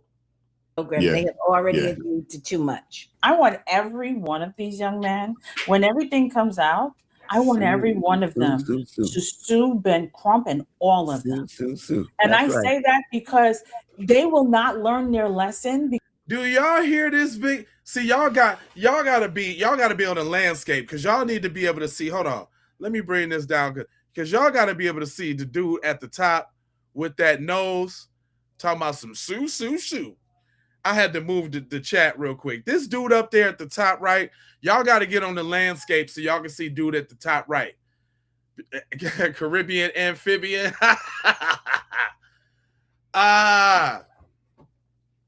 Listen. This dude up in the top right, his name is Danzel Monk Sr. Oh my God. Sue. These people, let me bring that back. You should have seen his face. Once he spoke, I was like, I understand why. Maybe the truth is the woman is the leader in that family. And if so, I can understand why. If you had to choose. Look at the dude in the top right corner. If y'all can see him. This is why people like Crump and have been able to get a foothold in here, and now they're being held because, see, they have already agreed to too much. Yeah. They can't come out now and be. They got to stay with the program. They have already agreed to too much. I want every one of these young men, when everything comes out, I want every one of them to sue Ben Crump and all of them.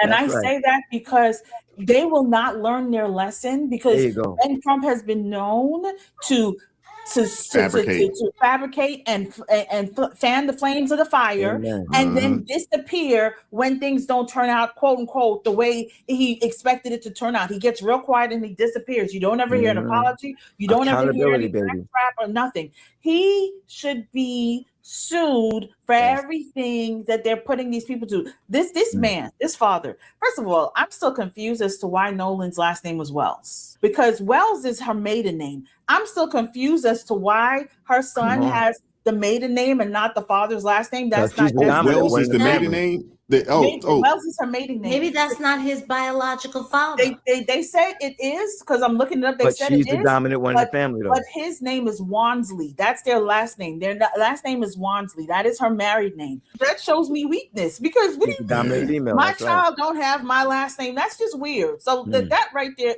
in itself is problematic. I'm just troubled by all of this, because he sat there. He says, we just, as any parent, we would want to know the truth. If you wanted to know the truth, then you would want to hear everything. everything. Everything. That's right. You wouldn't want to just be focused on one area. You would want to hear everything. You would want to sit with the families because, like we said, they have been caught in fabrications a few times. I don't know this person. No one has reached out to me. No one called me. No one told me. And then, thank God for Tatum sitting down. No, I called. I was the one who reached out to the Coast Guard. I was this. I was that. So when you're saying you didn't know, again, it makes us look at you like, ma'am, sir, y'all are doing entirely too much. And this is why I said, you know, when you see grieving parents and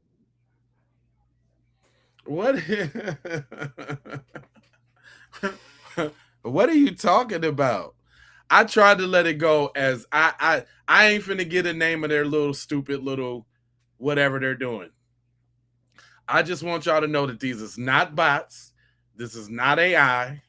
These is real Negroids, looking Negroid type people. Look at old girl forehead. You can tell the Bibian all up in her. She got a 16 head. She ain't got boy. Anyway,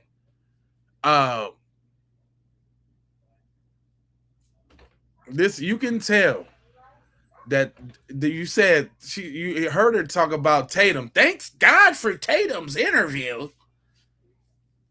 This is real deal, y'all. These type of peoples is out there, B. They out there, cuz. They out there.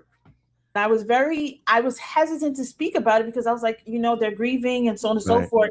And then I was like, is Ben Crump manipulating them? But at the end of the day, Ben Crump could never manipulate me because I have my own mind. Amen. So even in my grief, I've been in this community with these people this entire time. My son has grown up with these people. These people have been friends with my son since they were kids. So I knew this woman since we were in middle school or whatever. I've known these people forever. No, don't come in this community and do that. We just want them to do a full investigation. Oh, that was, did y'all pick up on that? She said these people, which would be referring to her in her proximity to whiteness, and she said, don't come in this community because she said we is what she said. Did you hear that? Man, she was Betty Bow nuts with that. Betty Bow bottom. Betty bottom drop. Okay. That's all we need. It makes me look at the parents a certain type of way when you bring in the charlatans, the race grifters, that everybody knows that they are charlatans and race grifters. It makes me look at you and your judgment. Why would you have somebody like that around you? Again, I am sorry that you lost your son. That doesn't take away from the fact of what you're doing. You can be angry and sin not. You should stop and want to hear all sides before you start spouting out things, before you hear anything else.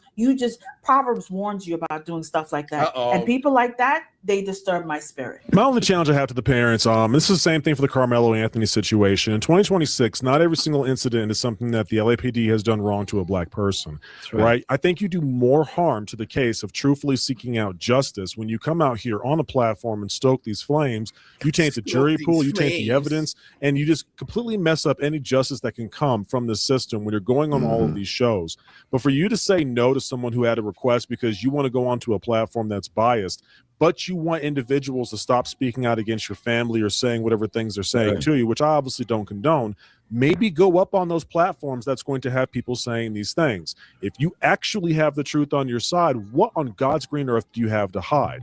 They should have gone on to Officer Tatum before and going on to Cuomo because they're just feeding into this us. Oh, so it shouldn't have went on Nancy Grace is what he's saying, because Nancy Grace questions him. And I think he's talking about Officer Tatum. So these is Officer Tatum fans, I guess. Just get a good look at them. Just get a good look at them. These is them folks.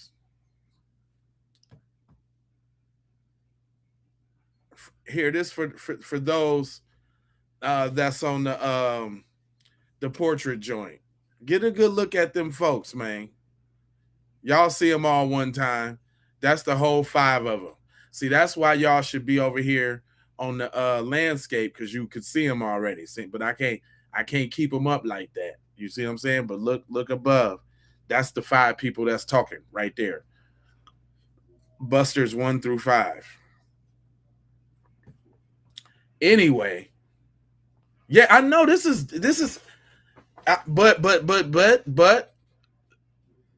but like I tell y'all, man, it's the yin and yang, man. It's unfortunate that, you know, there are those of us that are willing to work for the other side in such a capacity. You know what I'm saying? That's a shame, right? But then that also proves that we're not just one big Negro too. We're not a monolith. You know what I'm saying? And there's you know, I think this is like the extreme side of the other side of Negro, right? And one could say, you know what I'm saying, that we're on the farther side of Negro, right? It could be said. But you know, we all different. And like I say, sometimes you gotta hear it's a little cringe, you don't want to hear it, you know what I'm saying? But sometimes you gotta hear what we up against. Like, you can't, G.I. Joe taught you that knowing is half the battle. You understand what I'm trying to tell you? G.I. Joe taught you that. Knowing is half the battle. If you know, right? I would encourage y'all to be stealth and go look at some posts that you don't look at. Like, you might hear a post that makes you, you know how sometimes we got that confirmation bias and you hear something that you don't really want to hear and you scroll past it. I encourage you to not only not scroll past it, listen to it, look in the comments and see what people is saying. Can you take that? Is you that flimsy that you can't take it? You got to see what you're made of. You got to test your jaw a little bit. Otherwise, you're going to get knocked out here. You got to test your jaw. It's all about what your jaw can hold. You know what I'm saying? How you know you got a jaw if you don't never test it? You ain't never been in the test, but you swear you got a rock rib jaw. You swear, you know what I mean? I mean. You swear that you got it going on, but you ain't never seen what's up. Yeah, they all look super angry. It looks like it's tearing them up inside that they can't be accepted by the normal part of Black society. The ones that's fighting for love, truth, peace, freedom, and justice. Love, life, loyalty, knowledge, wisdom, and understanding. Those kind of things. You see? As much as we fight for that, you're still going to have people out there on chaos, mayhem, destruction, demonism, foul, underhanded, trifling. You know what I'm saying? Real talk. I don't want to hear no more of the Busters, though. I'm gonna tell you that right now. I didn't made my point with them. I ain't gonna subject you to no more. That is too much. You can only take so much now. You can only take so much. I think somebody had asked about the call, and I did have this video lined up. Shout out to Kimmy's World. So the state of Mississippi is supposed to release the autopsy findings of the Nolan Wells death investigation today to the family. Now, why is this so important? For the past week, we have been hearing audio enhancements of the CTO call of the fatal day of July the 4th from the boys who were on the boat. Now, according to the boys' attorneys, there was one attorney coming forward stating that the audio recording is not real. Call that purports to have a background conversation that is suggested sounds like people explaining the murder of Nolan. What is the legitimacy of the audio? The word Bart is in there, and I know real people with real platforms are pointing the finger at your client. Now, Cuomo, he's a turncoat, and he's probably finna be next on the devil's list. I think I'm about to get Cuomo because he's flip-flop, wishy-washy. You had these folks on your whole platform, and you was acting all gracious and this, that, and the other. Then you're gonna sit around with this funky, crusty YT dude and act like the validity of that sister's audio recording ain't nothing. You're garbage for that. Yeah, so we don't see any legitimacy in a doctored transcript or a doctored audio that comes with a transcript, which is a nice psychological sort of game that people play with garbled audio. I'll tell you this. My client's role was to help drain water off of a boat that reported it being in distress. There were 20 plus people separated between those two boats. All of them saw what he did. All of them saw what did and didn't happen. There were 2 credible witnesses at least that saw Nolan Wells on Horn Island an hour and a half after those 2 boats left. And my client... Now, all of a sudden, after the DA can't release no information, everything's going to the grand jury. Please don't rush us in this thorough investigation. Don't rush the law. We trying to do everything we can possibly to get down to the bottom of this. All of a sudden, after a whole damn month, right after the audio the sister put together, now there was 2 credible witnesses that say Nolan was on the island. Ain't that something though? Ain't that something? Ain't that something? That's fascinating to me. I am flabbergasted. Come on, man. Really? Just now? Oh, y'all got 2 of them, huh? Okay. Cooperated with the authorities from the very beginning, never required a warrant, allowed for the inspection of his boat, his GPS, his phone, gave list of witnesses, and answered every question that was asked. So yeah, people are... Yeah, so basically what y'all heard on the phone call, y'all did not hear somebody say, damn it, Bart. Shout out my mans for keeping that alive in the chat. You didn't hear that. You didn't hear that. Is something wrong with all y'all ears? Y'all should never trust y'all lying ears. That's your problem. Y'all don't even hear right. It's too much wax in there. I told you not to be using them Q-tips. That's your problem right there. See? See, y'all don't be hearing right. That's the problem. Just fabricating things wildly. And the consequence of that is that you've got people who are in legitimate fear for their lives. They so in fear for they just so in fear for their lives. They're just, and that's the grand gaslight right there. You want to know why that's the grand gaslight right there? Because nobody did what they did to put them into position to be looked at like they're looked at, but them. So here we go again, blaming other people for their actions. Darvo, thank you. Thank you. Thank you. Just,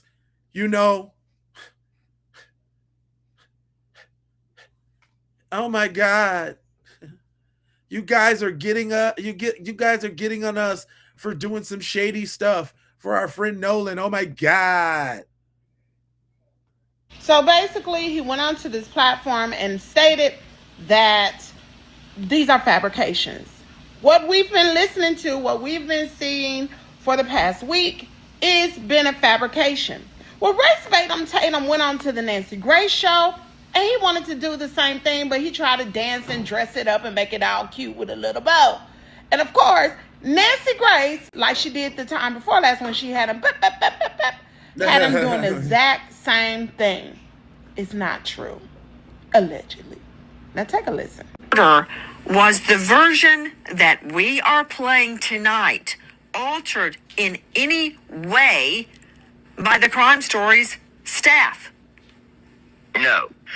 What we did, Nancy, is we used an old school technique to bring out the audio in the background. You know, you have AI enhancements now that are, you just cannot trust the AI because it inserts its own thoughts into it, you know? But when you when you go old school on this, you isolate and filter. You use an EQ, equalization, to filter, to cut out the low rumble below 80 hertz. You cut out the high hiss above 8 hertz. This gives you the chance to hear that background a little more clearly. Then you boost the mid-range frequency. That's between 300 hertz and 3400 hertz. That matches the mid-range of human speech. Then you apply a simple high-pass filter that removes the constant deep humming or any other extraneous noises that are constant.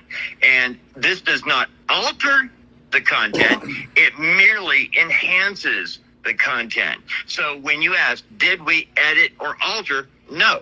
We merely enhanced it using basic tools that are used in every production department around the world. So what is that telling me? That's telling me that the audio enhancement is authentic. Yeah. And the tactics that are going around right now to shut content creators down and everybody, yeah, to me, it serves as a bigger cover up, in my opinion. And I'm going to put out here, allegedly. Child, even my name is alleged. Yeah. All I have to say is, it's so funny how God worked. Because just think, we're going to just riddle me with this. It just so happened. Let's go on a little walk and tell a story. Just so happened that allegedly Nolan was in distress or something was happening to him during the same time the boat was malfunctioning and going under. So allegedly they had to make a phone call to Sea Tow.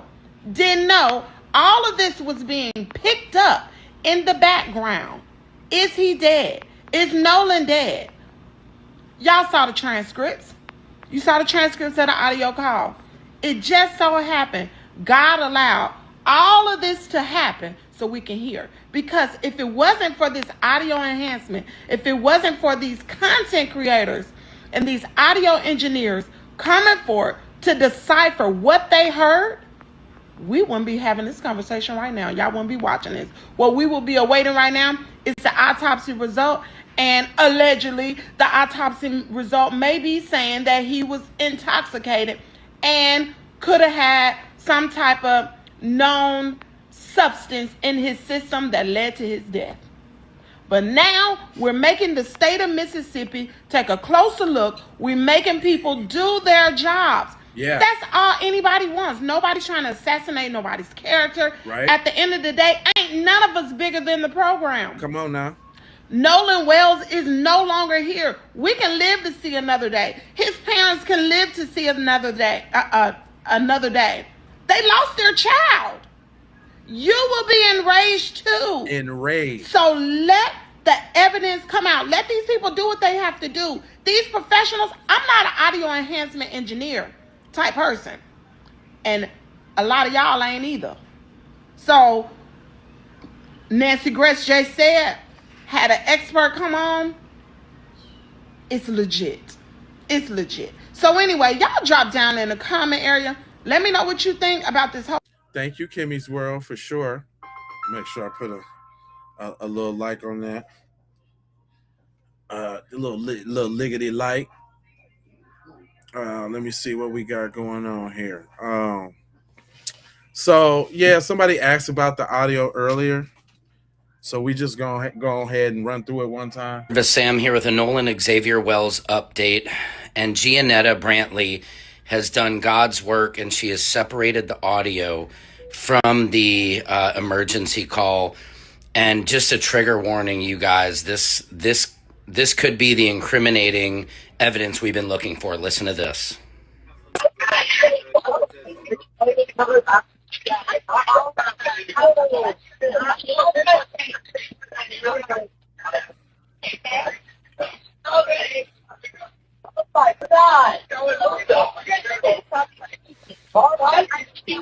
Hey, we're at the west tip of Horn, and our village pump stopped working. We're sinking. Can you all please come? We have a membership.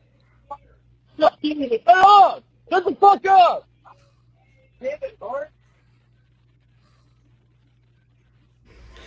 It's really hard to hear. Use your own ears. See if you hear what she transcribed here. I heard again at the very Bart. end. Allegedly, a strong allegedly here. Nah.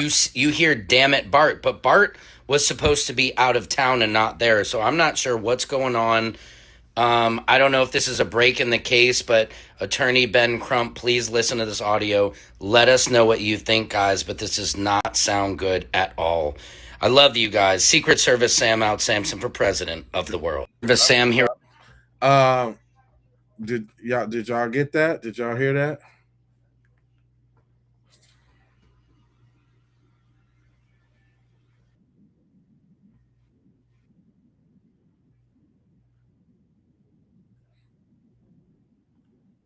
You know what I'm saying? Yeah, it's super crucial.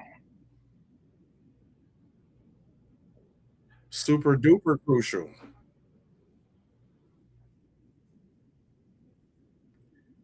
Real as hell out here in the film.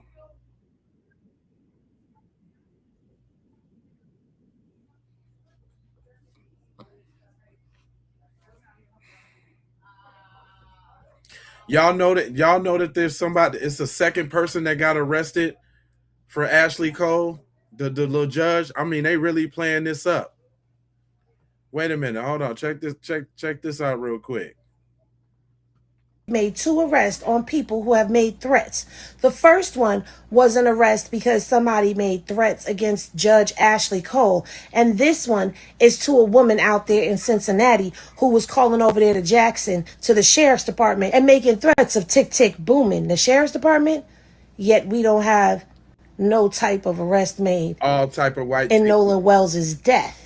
Right. We don't have no type of information on what happened to Nolan Wells. We don't know anything about Nolan, yet we finding out about lawsuits and we're finding out about people being arrested for making threats. Oh, y'all know what's coming next. So you mean to... Come on, yeah. Yeah, I know what it is. Darvo. Y'all know what it is. Listen, I found something interesting. Y'all know the girl Kim that they done sent the cease and desist to? Well, I want y'all to see this vision. I ain't gonna say nothing. I'm gonna see what y'all say about what she's saying now about the case. Because she was all out front, bold about it. But look how she talking now.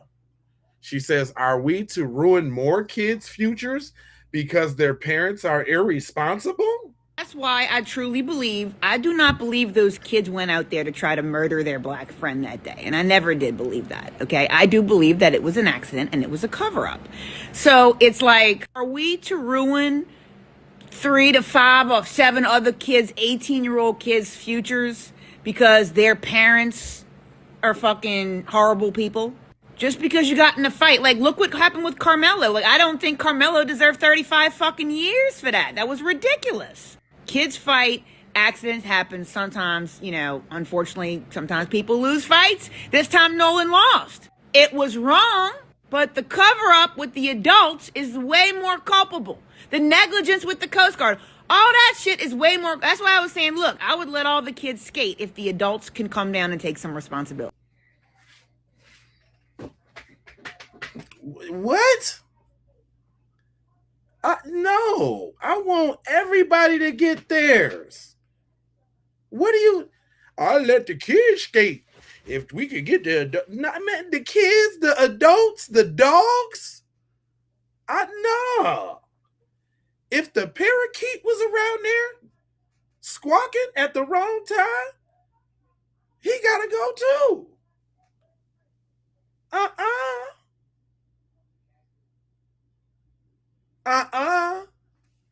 Not none of that. No. What you talking about, Kimmy?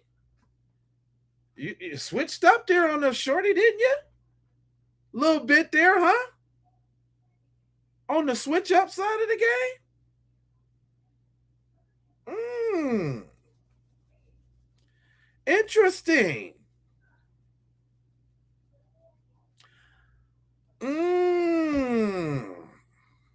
Sure enough funky now.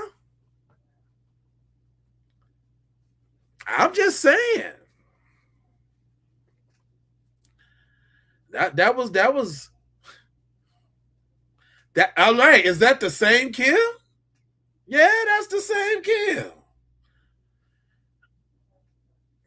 Yeah.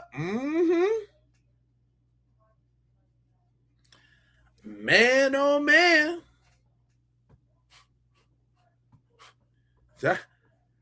Is that you? Damn. Oh, okay.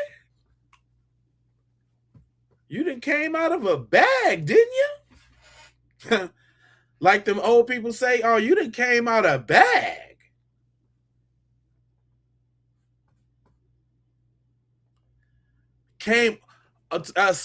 Hold up. Speaking of coming out of a bag. Speaking of coming out of bag, because I told y'all who next on the devil's list. Talking about coming out of a bag. I'm telling you, you better check yourself before you wreck yourself. I'm leaving the show.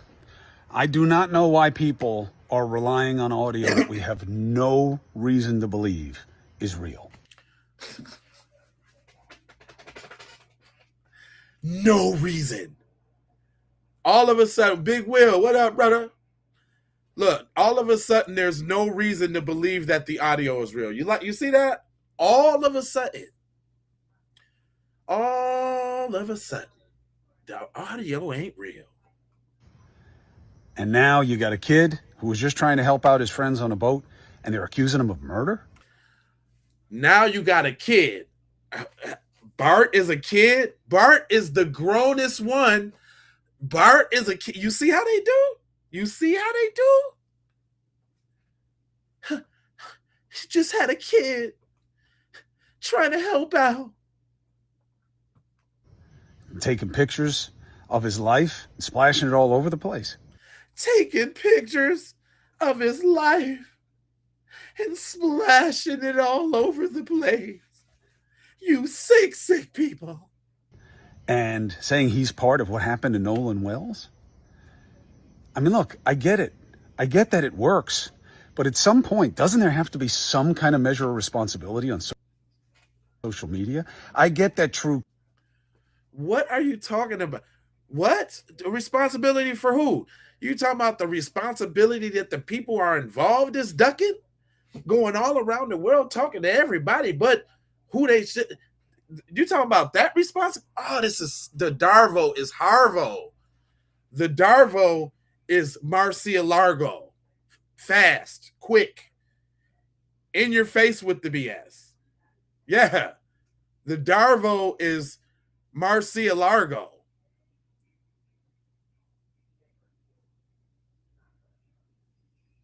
I mean, wow. This whole thing is just taking such a weird turn. How are we talking about these folks? And the boy's dead without no throat. We talk about the folks, but my man ain't got a throat. What?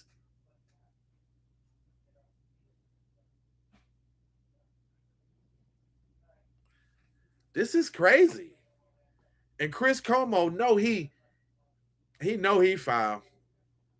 Crime is about tasty and emotional. I get that it works, but at some point, doesn't there? and saying he's part of what happened to Nolan Wells. I mean, look, I get it. I get that it works. But at some point, doesn't there have to be some kind of measure of responsibility on social media? I get that true crime is about tasty and emotionally driving narratives. But that's why we started Cuomo Crime Time. This shit has to die. This has got to be about due process and truth and transparency. It has to die? You could basically, translation, you Negroes need to stop talking about this. You Negroes is getting a little bit too uppity. Okay? Now, we said it wasn't no foul play, and we said it wasn't no foul play because I'm white and I said so. Do you understand? Straight like that. And how we can advance understanding. Advance understanding and understand that we say what it is and you go with it. That's what y'all need to understand. We saying what it is and y'all got to go with it. Let me translate for y'all. I mean, I believe that true crime is one of the last, what could be safe spaces for people to talk about what matters in society without. What? You think so? The last say, look how they, why they always talking like it's always the end of the world when Negroes is seeking for justice. What? You see that? Oh, it's the last safe haven. In a world we built, we're so ostracized. What?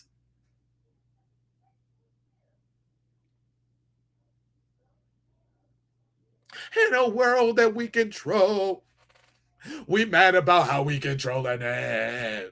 What? Come on, little doohickey face. Advance understanding. I mean, I believe that true crime is one of the last, what could be safe spaces for people to talk about what matters in society without the political overlay. But this is just as toxic. It's got to stop, and it should stop here.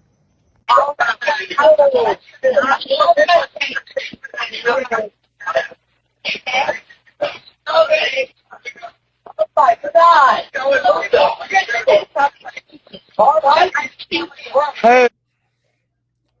Now, the question you know when somebody is being intentionally obtuse, you know, when they're intentionally just not trying to get it, like real narcissistic behavior. You know, that's like a narcissistic trait. You know what I'm saying, that the dominant society is exhibiting, like intentionally not trying to get it, like. And then when you call them dumb, you know what I'm saying, or something like that, then you done stoop to the level. Now you know what I mean? Now you going back and forth with a dummy who just don't want to get it. Who just don't want to get it. It's super crazy though when you think about it. When you think about it, it's crazy.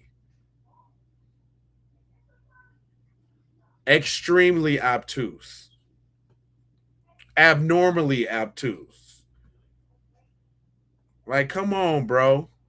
It's right there in your ocular circumference.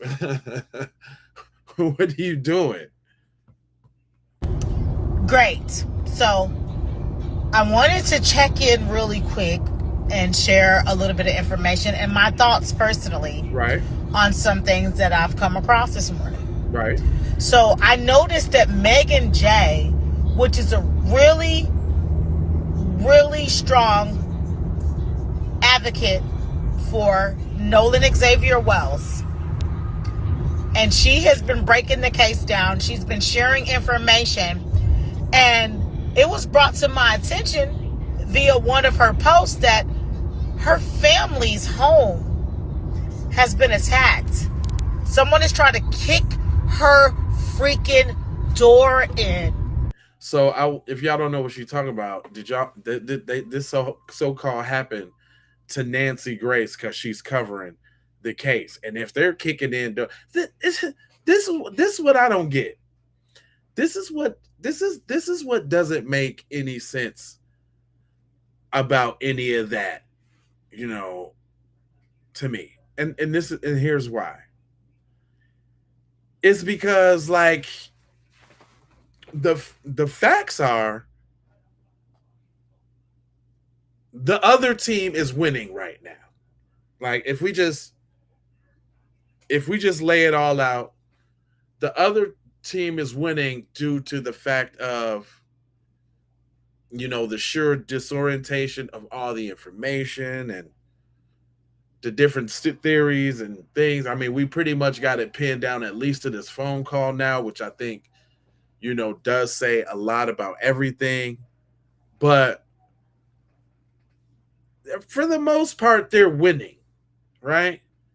So I don't see the motivation for even somebody on their side to say that any one of them, you know, like looking at the judge and them, looking at the homies and them, I can tell you this, it ain't no black people, and maybe it might be some immigrants or something, maybe some Tethers or something, but it ain't no black people that's threatening the white folks in a national investigation. Let me just get that out the way. Negralises have more sense than to send any type of threats or do any type of foolishness to YT people involved in a national whatever. That's just not that's not an MO of something that black people gonna do. We just ain't finna do that. Right? So then you think about the adjacents, right? You know, the model minorities. They're gonna be on the side of YT mommy and daddy. So they're not finna buck up. And even our so-called allies, ain't nobody ever jumped out in front for our benefit before on nothing. Now y'all trying to get us to believe that two people championed the cause of black people and we're willing to go to the length of sending threats to public officials, a judge, and a police station? The second claim on the police station was the person called Star 67 and made threats of sending a tick, tick, boom, boom. Ain't nobody did that. Black, white, or otherwise. I'm not hearing that. You can't make me think that's happening.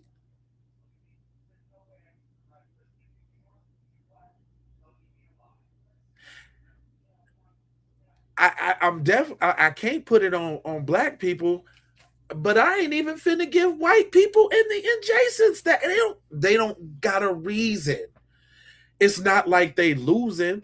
It's not like all the friends got, you know, unjustly put in jail prematurely and trying to raise money to get lawyers to get them out. This ain't a black case. This ain't a black tale. This ain't they in there working to get out on bond. They at the crib chilling. What's the motive for any of that to go on? I'm just saying, let's use our critical thinking skills here. If we want to think critically about things.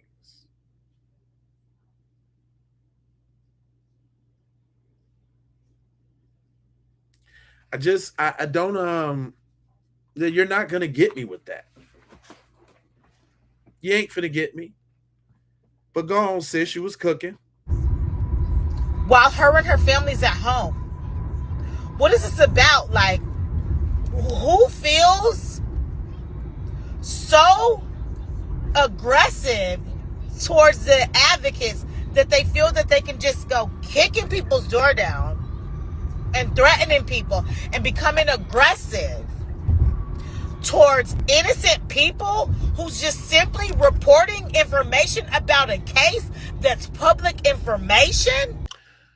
See, I'm not down on the sister for saying it, because she just doing her little, informing her followers on the information she feels like is relevant for them. I'm not down on her, but it's the story though. Like she like the only one I've seen that deemed the information in the story relevant to talk about it, and she can have her opinion about it or whatever. But I'm saying that it's not true. You know what I'm saying? I'm saying ain't nobody done kicked in. That's for rate. She tried to do that as a publicity stunt for more ratings on her little program for controversy. Ain't nobody. Somebody went to Nancy Grace's house and kicked in the door over Nolan Wells. That's what you're telling me. That don't even sound right. It gotta at least sound right. That's what I'm saying.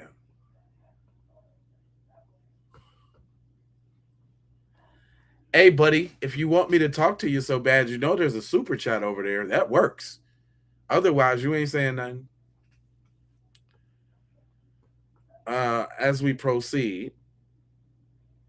Oh, you know what? We're going to do I got a couple more joints. We ain't going to make this one super long because I definitely want to do the late night crime tonight. The crime night tonight. Or, you know what? I'm going to tell y'all, because y'all my peoples, I might stream, if they got Spider-Man on the little site I'll be going to, I might stream Spider-Man because I wanted to watch it. And I might just stream it. I ain't gotta monetize it. Maybe y'all can, chip me off a little something. But I might stream Spider-Man. I mean, what's the worst they can do? If I don't try to monetize it, then it's just on there. They might try to pull the video off, but I'm gonna try to do it in such a way where, you know what I'm saying, and I'm not gonna label it that. I'm gonna try to do it very stealthy, so like only we'll know that we watching it. So if you just happen to click into the Keep It P podcast, and yeah, the new movie, I would imagine that it's probably on the website by now. Somebody that uploaded the screener, but if so, I'm gonna try it. I'm gonna do it. Okay, check it out, y'all. Now that I'm thinking about it, I might have to chill because I do got warnings on my channel that ain't fell off. I think I got about 30 more days for my warning to fall off. And I'm like, dang, if I do that and they snatch the video down, try to give me a little strizike, I definitely don't need a strike. Because if I get a strike, then they gonna say I can't stream. And then if I stream it, I'm gonna stream it on all three channels. So they're gonna give me a strike on all three channels. That might be bad. I might can't do that.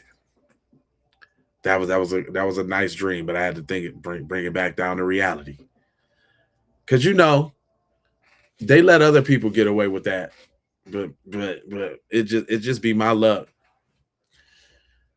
Matter of fact, you know what? I just had to fight. Y'all know what? I just had to fight for the stream I just did earlier. If y'all looked for the stream I just did earlier, they snatched it down. I don't know why. I told y'all they was messing with that stream when we was on it. The last one I just did about the gasoline. They snatched it down, y'all. I had to appeal. They just put it back up. No BS on the J Lava channel. I'm not playing with y'all. They just snatched it down. Why they do that, I don't know. But all of a sudden, they put it back up and took the warning down.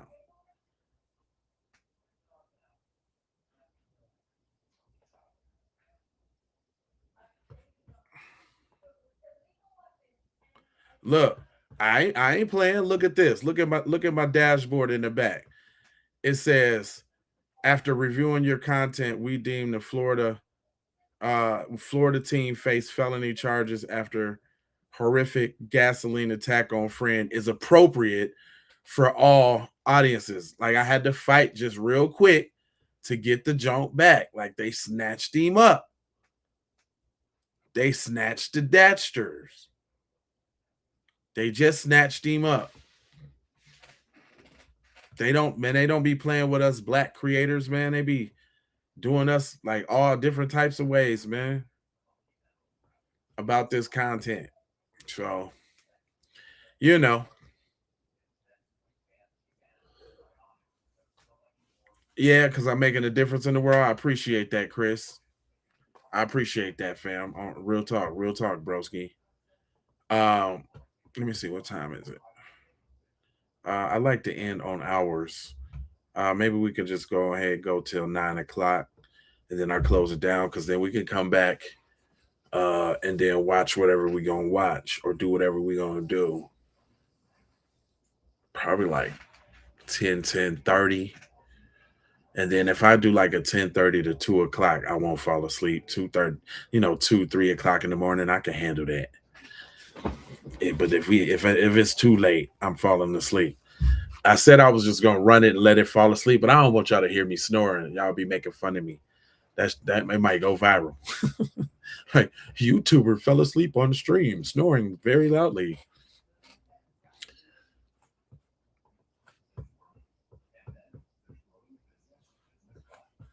I'm transparent. It is what it is. There was a few more that I wanted to bust down on this here topic. I played that one earlier. That is still popping. If y'all didn't know that the give send go was between Jax and Warren. I know you're all not ready. I know you're not. Take a moment and let me know when you're ready for the next twist in this true crime soap opera associated with the death. I appreciate you, my guy, Chris. That is a very a very soul touching comment, fam. Like, especially when because I don't be trying to do that. I just be feeling out. I give my commentary, man. It's just what I think. You know what I'm saying? And I appreciate the fact that people like what I think. It's really something else, dude. And it's really motivating too, man. The comments that I get from y'all, the love that I get from y'all, man. Shout out to my members, Cayenne and I just seen. Hold on. Was that you? Who just hold on? Because somebody just hopped on board. I just seen Foxy Butterfly is a part of the family, y'all. Y'all gotta say welcome to the family.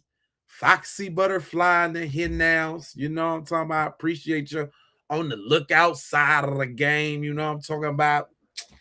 You know what I'm saying? I can't wait till we get listen, y'all. I give y'all the number. I feel like we would have a productive, straightforward community if it was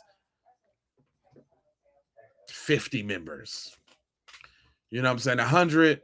I'm gonna put in the work to get 1,000 members. You know, I'm 1,000, but I'm like just 50 members. So we start off, you know what I mean?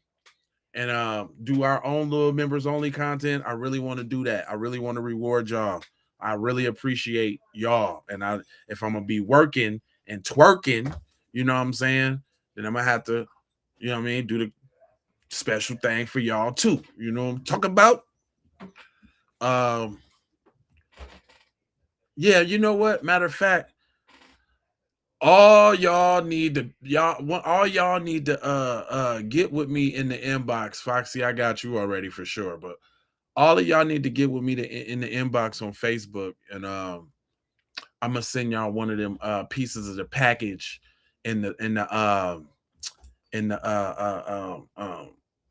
the FBA kit we got, because there's 6 items in there. I'm gonna send y'all one of them for free.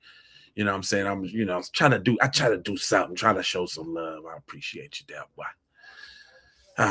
Yeah, I celebrate the chat too, man. Man, I appreciate all y'all comments, and I look at everything y'all say, and best believe I appreciate the family we building, because it's all about that community, nigga. That community, nigga. Straight up, right? Our community can be just as large as we want it to be. I see it super big. I'm telling you. So, yeah, what I'm gonna do here is I'm gonna play these couple more joints out, and then I'm gonna select what we're gonna do, because it's either gonna be a crime night, or I'm gonna see if I can find, like, because you know they got so they got movies on here that's free, right? So I don't see why we couldn't, like, watch a movie on here that's free and play the commercials and all of that, I guess. And I don't know. I gotta look that up. I gotta see how that go. Right? That's why I gotta get to 100,000 subscribers, so I can have my own little personal YouTube person that I talk to navigate me and make sure I'm doing what I'm supposed to be doing. But anyway, my man's breaking it down on the Give Sim Go side of the game. Of Nolan Wells. If you're ready or not, let's get it. Less than 24 hours ago, a funding campaign was launched to help cover legal expenses for 2 of the teens in any pending wrongful death suits associated with the death of Nolan Wells. You can't make this up. Now, this fund is set up to benefit Warren Hudson here, whose father is Dr. Benjamin Hudson, and his mother is Chancery Court Judge Ashley Cole. Now, for his part in this soap opera at this point, Dr. Benjamin Hudson offered a $50,000 reward in connection with anybody who had information that led to the arrest and conviction of anyone in connection with the death of Nolan Wells. And his mother also released a statement. I'm talking about threats, yada, yada, yada. The second person that this fund is set up to benefit is Jack Batallo here. You can see him here fishing with Warren. And they were both with Nolan Wells on the day that he allegedly died. Now, according to Dr. Benjamin Hudson, the one who offered the $50,000 reward for any information leading to the arrest and conviction of anyone in connection with the death of Nolan Wells, he says that this fund is created for the sole purpose of fighting these individuals.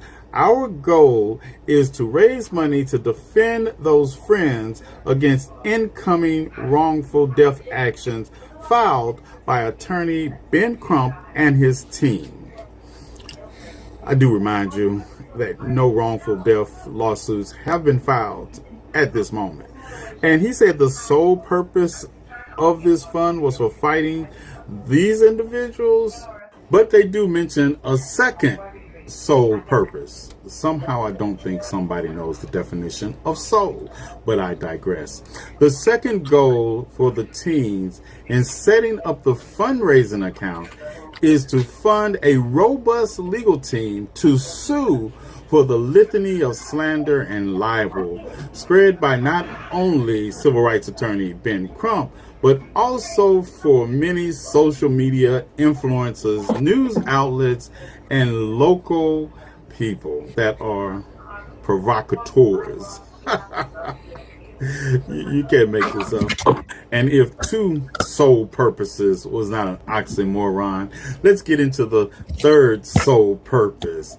In addition, Benjamin Hudson said the money the teens raise will be used if Litigation is necessary to preserve evidence and hold accountable those who cross the line from expressing opinions into conduct the law may recognize as actionable in any jurisdiction we can find them. So basically, they're going after people for talking about this case in a manner in which they don't like. You can't make this up. Like I said, no wrongful death litigation has been filed at this time, but I guess this is them getting out ahead of it, and they're trying to scare people into silence in the process. But don't worry. Sue me. I'll still be speaking. That's how I feel, broski. On the real to real. Straight up. For everybody, if this your first time jumping on the program, welcome to the Keep It P podcast. I'm Jay Lava, and I scour the internet so that you don't have to. I'm going to need you to go ahead and do 4 things for me before we get out of here. Go ahead and subscribe for the vibes, like for the spike, comment your vomit, share if you care about getting Black empowerment everywhere. Please do that on the platforms that we are on. Jones. And just to bring it all the way home, I got love, peace, love, truth. I'm tripping. Love, peace, blessings, and aloha. I'm tripping. I'm coming back, obviously. We're going to do, I might be able to fit in another short stream before the late night one, but if not, it's just going to be the late night one. Y'all got me for the late night one too, for sure. Matter of fact, I'm going to just probably start it. I'm going to start it early because we can just let it roll, but I got to figure out what we're going to watch and what we're going to do. So be looking out for my night crew that's rolling with me. I appreciate you too, fam. Thank you so much, bros, for sure. We'll figure it out. Love, peace, blessing, and aloha. I'm out the Doha for sure. You already know. Get